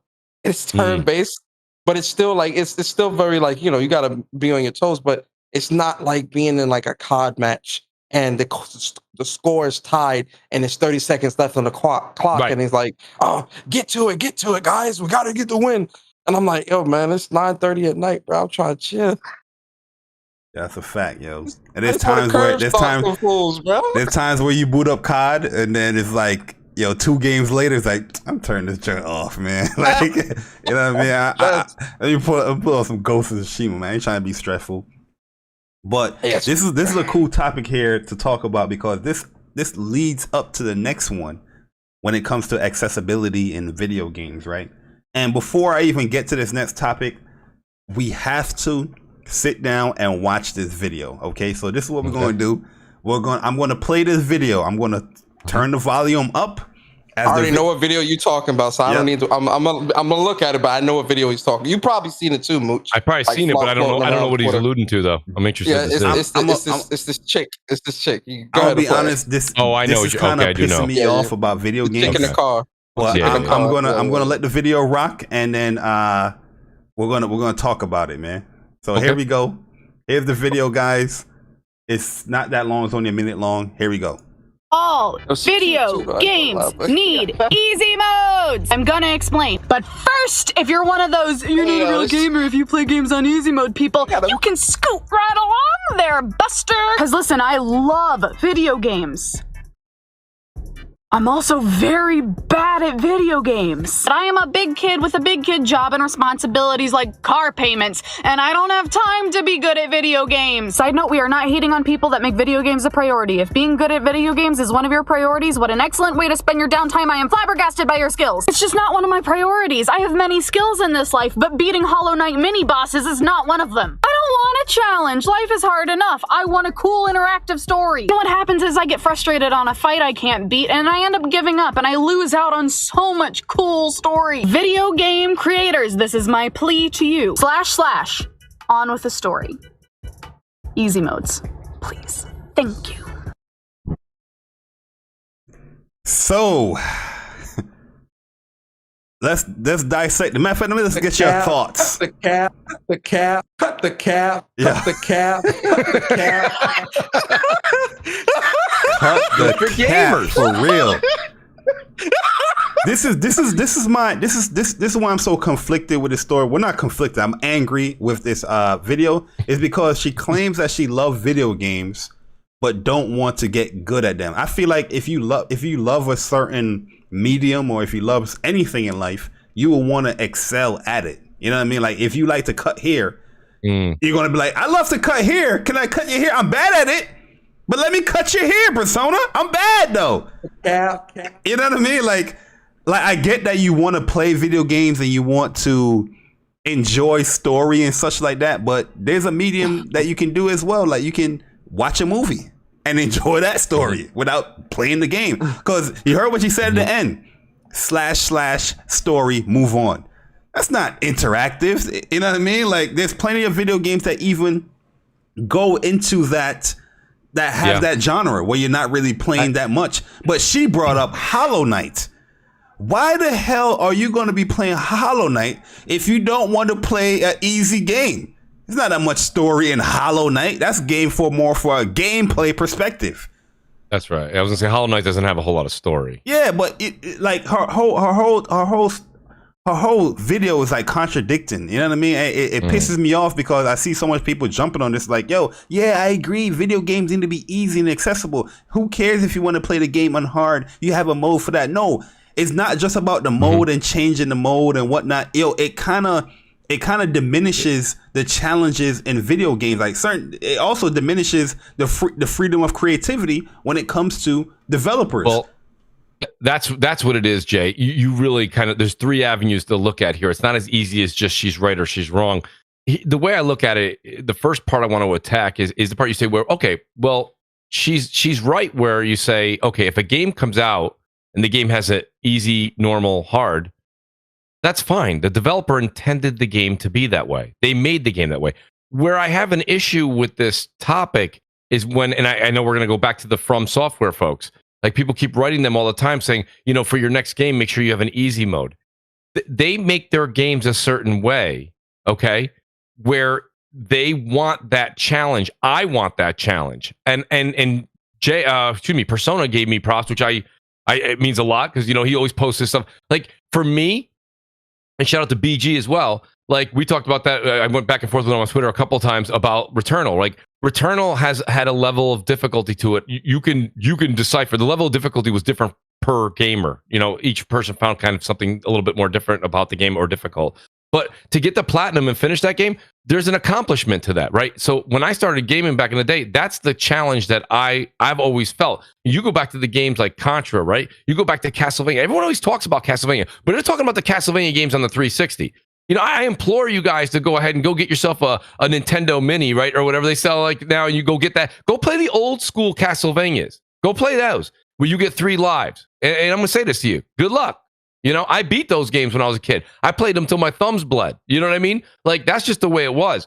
And I like that challenge. So I'm not with the easy mode when a game is not built for easy mode. But if a game has it in there and the individual wants to enjoy the game, guess what? That's more power to you. The developer has made it so that there's tiers. I don't play it on easy. I generally, It depends on the game. I like games that don't even have it. It's just play like From Software. It's like play the game. Okay, play the game. Okay. I usually will start on normal, and then I'll play on hard because you're most games, especially the older ones, you're not going to get the trophies you want unless you know what I mean. Unless you play on hard. So I'll usually play through on normal first to enjoy. Like you want to say, enjoy the story. Play on normal and enjoy the story. And then if you want the trophies or the achievements, you go back, you play it on hard again. And that's cool. I mean, other times it depends on the game. Sometimes I just play it on hard. Like, you know what I mean? It depends on what game you're talking about, each one. But like for me, I don't have time for easy. Like I don't want to just go through the motions. You know what I mean? Like that to me is not why I play video games. Like Jay said, I play them for the challenge. You know what I mean? That to me is a big deal. And I think there's even something more I wanted to say, but I'll pass the microphone to Jay or Persona because I want to hear what they got to say. There was another point I wanted to make, and it'll come to me in a minute. Yo, listen. Cut the cap. Cut the cap. Cut the cap. It's good for gamers. Cut the cap. This is great for gamers. Listen. I love that's my favorite. Listen. Do you guys remember when I first made the soundbite for this? Respect my time.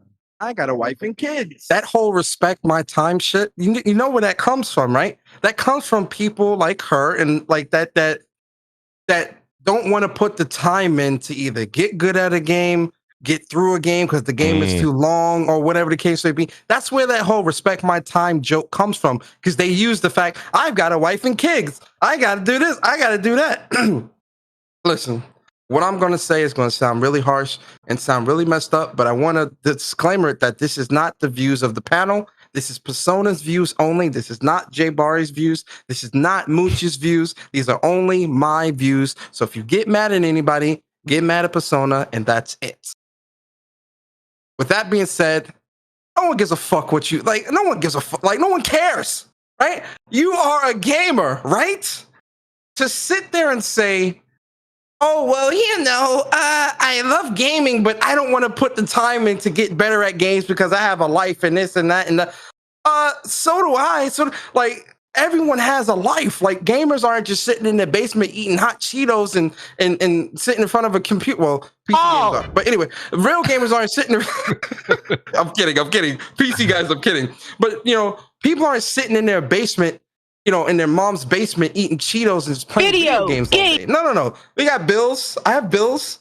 Mooch has bills. Bari has bills and a life and kids and a wife and all this other shit. Like, people have responsibilities outside of gaming, but still gaming is their hobby. Gaming is something they love to do. So when playing games, they're going to put whatever time they have, they're going to dedicate to the game, regardless of what these people are saying.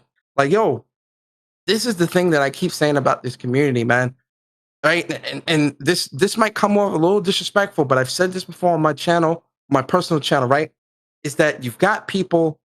It's something I was talking about when I was talking about how new people in this space, as they come in, they try to change what the status quo is. No. No, if you're new within this space, if you're coming into the gaming space, you can't sit here and say, oh, this needs to change, that needs to change, Imagine me going to Mooch's house and saying, oh, yeah, that couch should be moved back. Oh, that TV shouldn't be there. No. You in my house, you act as a guest, and that's it. When it comes to gaming, new people coming into gaming or people that haven't been gaming for since they were a kid, whatever, you're welcome in this space, and we welcome you into this space, but you can't come in trying to change the carpet. Either get good or move on. This is the problem I was saying with Returnal. Returnal has exposed a lot of people in this community for being. Nah, she cute. Come on, let's be honest. She kind of cute. She like a 6. But Returnal has exposed people in this community when it comes to how they are as people. Because if I don't like something, I don't complain about it and all this other stuff and try to get it changed. Oh, this is not a game for me. I move on. I don't like sports games. I move on. I'm not really the best at Souls games, right? I could be if I put time into them. I just don't, whatever. But I'm not saying, oh, Souls game needs to be easy. Souls needs to add this. Souls needs that. No, I just don't play them. Right? The problem with this community is if somebody doesn't like something when it comes to a game, or if a game is too difficult or whatever the case may be, people want to change that game to fit them and their lifestyle and not having any regard, and then trying to use other people as their crutch, right? Because that's the whole thing with the disabled community or with the casual community. She's using her inexperience or lack thereof to be able to get good at a game to bolster why developers need to put easier modes or whatever into games for her and other people within that fit her demographic. Who are those people? You want this change for yourself. Other people aren't begging for this. You are. Same thing with the whole, games need to have this and this for disabled people and all this. What about them and all this? And I'm like, why are you using them in your argument if that is not you? Mm-hmm. That's the problem here. If the game is not good, if the game is too hard for you, move on. If there's no easy mode, move on. Or go watch a playthrough on YouTube, whatever. But move on. To sit here and make these tropes of, oh my God, this got to change, that got to change. Oh my God. Come on, man. Come on. Because what about the people who like those games to be difficult? Oh, well, they can just keep playing that mode there while we play on easy. Why does it need to change to fit you? Yeah. You know, it's funny. I got to bring it to food persona if you don't mind. Maybe it's because I'm starving. I'm starving too. The thing, right? Listen, I went to a spot that I always go to, and they make a Fra Diavolo, man. And listen, the whole idea behind getting a Fra Diavolo dish is for the heat, right? It's supposed to be a very spicy dish. And I'll never forget, I went to another place, and I said, I'll have the seafood Fra Diavolo. And the waiter says, well, what level of heat? And I was like, what? He's like, what level of heat? You want like mild, medium, or hot? I'm like, what the hell? I'm like, it's called like the Fra Diavolo. The devil is hot. It's supposed to be hot. I go, give me the hottest you got, man. And so what's interesting about that is because that restaurant decided to give 3 different kinds of sauce on top, it didn't taste as good as the other spot. Now you might go, well, Mooch, the other guy just probably made a better sauce. That's fine. But when you start to ask developers to create something where there's tiers, where before there wasn't, that's why I said it's important to realize that. If the game has an easy mode in it and the developers intended it from the get-go, well, it is what it is. Enjoy the game however you want to enjoy it. I'm not here to tell you that. I know I wouldn't play it like that. I want a challenge. But when you tell a developer, and I'm picking on From Software because they are notorious for not putting an easy mode in, right? They just play the game. You don't have it. You just hit start, okay? You play. To tell them, that's like going to that restaurant and telling a chef, this shit's too hot. You got to water it down, or less red pepper flake. Listen, you can't go in there and start telling the chef what to do. You can't tell a developer how to make their game. If they're going to make the game the way you like it, like Persona just said, if you don't like it and it's too hard, you got to move along. You just got to move along. I'm sorry you missed that experience, but you can't go on that show Hot Ones, right? It's called Hot Ones. Yep. And you can't be like, yo, you got to take a little ketchup, not hot. Can I get ketchup on here with a little bit of salt? No, what? No, man, you can't have chicken parm, right? Or not chicken parm, pardon me, the garlic parm wings. No, it's called Hot Ones. You're there for a reason. From Software is making that because that's part of their challenge. It's just part of their creative genius.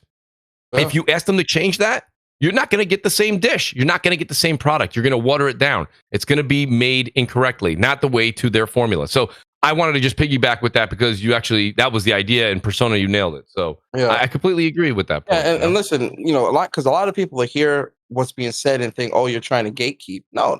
Listen, I welcome everyone into this community, man. Like, gaming is meant to be enjoyed by everyone, right? Like, I definitely want everyone to enjoy gaming. When I have kids, they're going to definitely be playing games, man, except for Xbox. But, they definitely going to be playing games. You feel me? So, like, that's fine. But my whole thing is, again, coming into the space trying to change things to fit you. That's not how this works. If it's not a game for you, move on. Mm-hmm. Like, you can't go to a dev and say, oh yeah, you have to make this easier to fit me. Why? That's not what the developer is not. And then the crazy thing is, they make it like that and people still don't buy it. They don't support it. That's like, actually a really good point too. Why would someone try to change something to help you when you're not going to buy the game? Most people not going to buy it. The community that's supporting the game, buying the game, they like it just the way it is. The sales prove that. Why? Why change it? People love Soul. Again, going back to Souls. People love Souls games. Those games sell great every time they release. Everyone is excited for Elden Ring. Yes, sir. Those games are difficult. Day one. Those games require skill. Why would they change that for you? That's the thing, you know, that's the thing. And I want to kind of drive that home. And this is only me speaking for me here, but that challenge, right? And we talked about this before. And that's why I said shout out to BG too, because me and him were going back and forth on Twitter.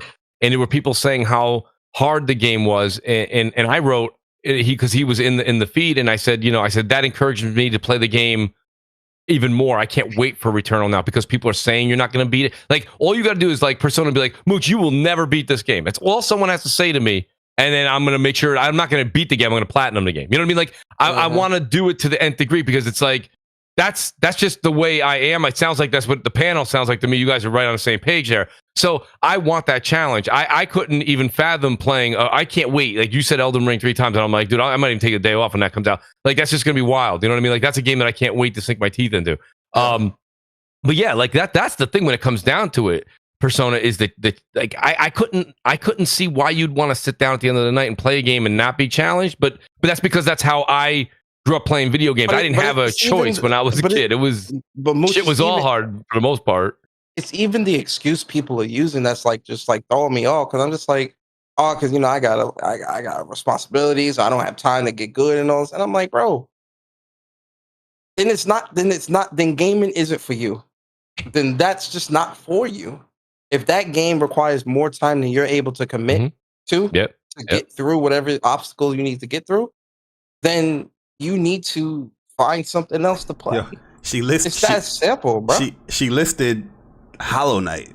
You know what I mean? Like, she's just a contradiction to what she's saying, man. Like, I understand that video game developers and publishers, they have to get this money, so they want to attract video games to a wider audience. So having they go about it the wrong way, though. They go about that the wrong way. People think it's beneficial, but it kind of really not, because let's say a Firm Software game does add a difficulty mode, that would kind of deter that Firm Software fan from like, oh, you know what, I'm not even gonna play your next game now, because exactly, that you would lose like the integrity of the respect. The respect. Could you imagine if From Software comes out and say, yo, Elden Ring's gonna have an easy mode? Do you understand the outrage that community is gonna have? Yeah. Oh, it's not gonna be good. Sure that's gonna be very You're gonna have a lot of people that will skip it. Oh yeah. That's because that's disrespectful to the fans. Why put an easy mode in for who? Who's that for? Oh, we're trying to reach a wider audience. You've been making Souls games for almost a decade now. They not coming. They're not coming. They're not coming. That's right. That ain't a new genre. You're right. They're not coming. That ain't new. This shit's been around for years. They're not coming, man. Like, just keep making a game for the community of people that are going to play it, and that's it. Yes, sir. That's how gaming is. That's how gaming has always been. Just it's always make been the like games, that. man. Yeah. Trying to please this community and that community and this person and that person. You get this game that's just it's just bullshit, bro. It's just bullshit. And then, like I said, they don't play it.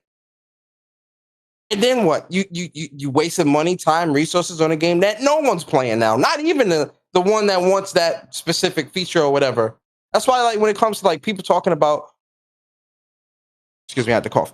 People talking about PlayStation and what PlayStation need to do. What games you buy from PlayStation? What support you giving PlayStation to give any type of, I'm sorry. That's later for Speak from the Heart. Yeah. So that's it. I mean, that's all I have to say about it. With that being said, I pretty much agree 100% with both of you guys when it comes to this. You know what I mean? Because it's just something that we've seen in the community. I just feel like as gamers I'm talking about the enthusiasts, the hardcore stuff like that, we definitely have to be more vocal about, because there's a lot of things that's coming into the gaming, community that is being snuck in here, and it will understand like, yo, why is this changing? Why is this changing? Why is this? Yeah, because we wasn't speaking about it. I think we should need to speak up and nip the bud while we can, But with that being said, guys, this is the end of the show. Here is your platinum trophies. You know what I mean? We appreciate all the support that we've been getting for What's Up PlayStation podcast. Hitting episode 50. Appreciate all the new subscribers as well. All the people that have donated with a super chat, so appreciate that. And we also appreciate Mooch. Mooch, hit us with your outro and let the people know where they can find you. Let the people know what's going on with you, man. Let the people know. I appreciate that. But let me say this. Before we even talk about me, let's talk about this show for a minute. Let's talk about this 50th episode. Congratulations to both of you guys. It's an honor to be a part of the 50th show, by the way. I hope you guys have me back. Well, before the 100th show, but I wouldn't mind being on the 100th show, too. Yes, sir. Yes, sir. But let me tell you something, man. What you guys do, and it's important. You know, a lot of people are doing podcasts, and we've been doing them for a while now. And you know, it's the same thing like we said. Put out that great, consistent product that you guys do. That's that enthusiasm. You guys talk about games. It was one of the first things that Jay said when me and Jay got a chance to link up. And he said, you know, listen, we talk about games, you know, and that's what you did. You sent me a list here. It's all games. Little topics at the end, which is nice. You got to talk about the news a little bit. But this show is just so emphasized on the quality of games, and you guys review them, you discuss them, you play them, you give your opinions on them, you do a showcase. And I'll be honest with you, you guys have something very unique. I love Saturday mornings. Morning radio shows are just the best. So all I can say is, man, keep it going. Congratulations to you guys. If you guys do want to follow me, I would love to have PlayStation Nation guys coming on over and check it out. You know, we always do Crossfire. We have Xbox guys, we have PlayStation guys, and we definitely kind of, you know, we shoot them off a little bit. You know what I mean? We gotta do it. We gotta do what we gotta do. But it's the Mooch 78 on YouTube. It's Mooch 1978 on Twitter. And yeah, man, I welcome everybody to come over and bring your opinions. And let's talk about it, man, because you don't have to agree with me. We just got to have an open, great discussion about it. And that's what we do. So, again, guys, thanks for having me here. Congratulations to you guys, the channel, everything that you guys do. And keep being this enthusiastic, man. Keep gaming fresh. Appreciate it, man. And thank you. Yeah, man. No, appreciate you, man. Thanks for coming and joining us, man. Because I like I know me and Persona, when we send the DMs, people be like, 11 o'clock? What? But, you know, it's just I feel like it's a cool time. You know what I mean? It's right. It's great after you start the day, but it's still not, you know, it leaves enough time for you to do things within the afternoon and the nighttime. So, you know what I mean? It's all good. Yo, we got a super chat that came through from my man Chris Righteous, the second best lisp on YouTube. Shout out to my man Chris Righteous. But before we get to Chris, we got my man Andrew Clay super chat. I'm scrolling up here. Yeah, Andrew Clay, he came in with a $5. He said, Phil told me this game is coming to Game Pass day and date. Which game he was talking about? Because he was talking about Black Myth Wukong. Oh, okay. And then we got my man Chris Righteous with a $2, man. Appreciate it. Chris May said, congrats on episode 50. Fire. You dig? Facts. Yo, we appreciate it, Chris, man. That's my guy right there, man. Shout out to Chris. Holding it down over there in the planet Xbox. But yo, Persona, can you keep it so NY? Of course. So first, can you keep it so NY like the boys that made PlayStation? Jesus Christ. Yo, man, I appreciate y'all. You already know. You got to televise the greatest nation. I haven't cut him off on the outro in a long ass time. That's old school day outro, man. That's way back in the day. That's like 2015, 2014. Yes, sir. Yo, man, first off, I want to say, thank you, Mooch, for coming through, man. And spending time with us here today, man. It was an honor and a pleasure to have you on. You definitely will be back. Love your perspective, man. And, I love your show, Crossfire. You got a great thing over there. Guys, definitely go check out his show every Friday at 7 p.m. Eastern with him, Crap, Xbot, Worry Ward, Brad, Crap Gamer. It's a time, and he has really good guests over there. And he asks really good questions, which I love. Right? Thank you, Persona. Yeah, he asks really good questions. So definitely check that out over there. And support Mooch, man. Definitely support him, man. It's a great guy in the community. And then, listen, I want to give a shout out to my bro Bari, man. Because this 50th episode, this means a lot. Just because again, this is something that me and Bari have been talking about. No bullshit for like 3 years. It started out as trying to make it into a website type of thing with some of our other friends within the council, and that kind of fell through, and then we kept talking about, yo, man, we want something that's PlayStation focused, that focuses on PlayStation news that just focuses on, because you know it's a lot of misinformation and lies and stuff like that out here in the community, man. And we wanted to just put something out there that is positive, PlayStation focused, and it's just full of just, you know, talking about all things gaming. And you know, I wouldn't do this with anybody else but my bro Bari. And you know, we grew this we grew this together, man. And you know, it means a lot. And you know, definitely appreciate my bro Bari. So shout out to you, man. And then to the chat, y'all showed up, man. We hit 1,000. We almost at 1,100.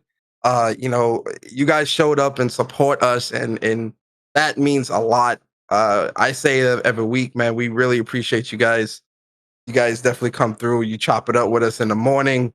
We hope we get you through, or if you watch this during the week, like while you're at work or something like that, we hope we get you through your work days. And yo, man, we appreciate the community that supports us. We're just going to keep growing from here. We appreciate you guys that support us collectively and individually. Thank you, guys. We appreciate you. And for me, man, you know, I'm definitely going to be putting out my Ghost of Tsushima impressions this week. When Persona Speaks, it's definitely happening. When Persona Speaks is definitely happening Monday afternoon, because the news that came out yesterday. It's gonna be a good show. Don't miss that. And yeah, man, I appreciate y'all, man. I hope y'all enjoyed, and we'll see you guys not next Saturday because, well, Bari will let you know, but we'll see you guys. And yeah, I'm out. Peace. Yes, sir, man. So yeah, once again, appreciate Mooch coming on. 50th episode of What's Up PlayStation Podcast.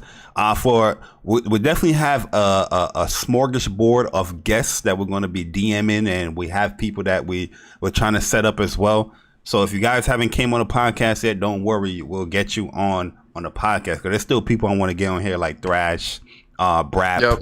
We definitely got to get Link in here one of these days, because Link is just like the king of questions.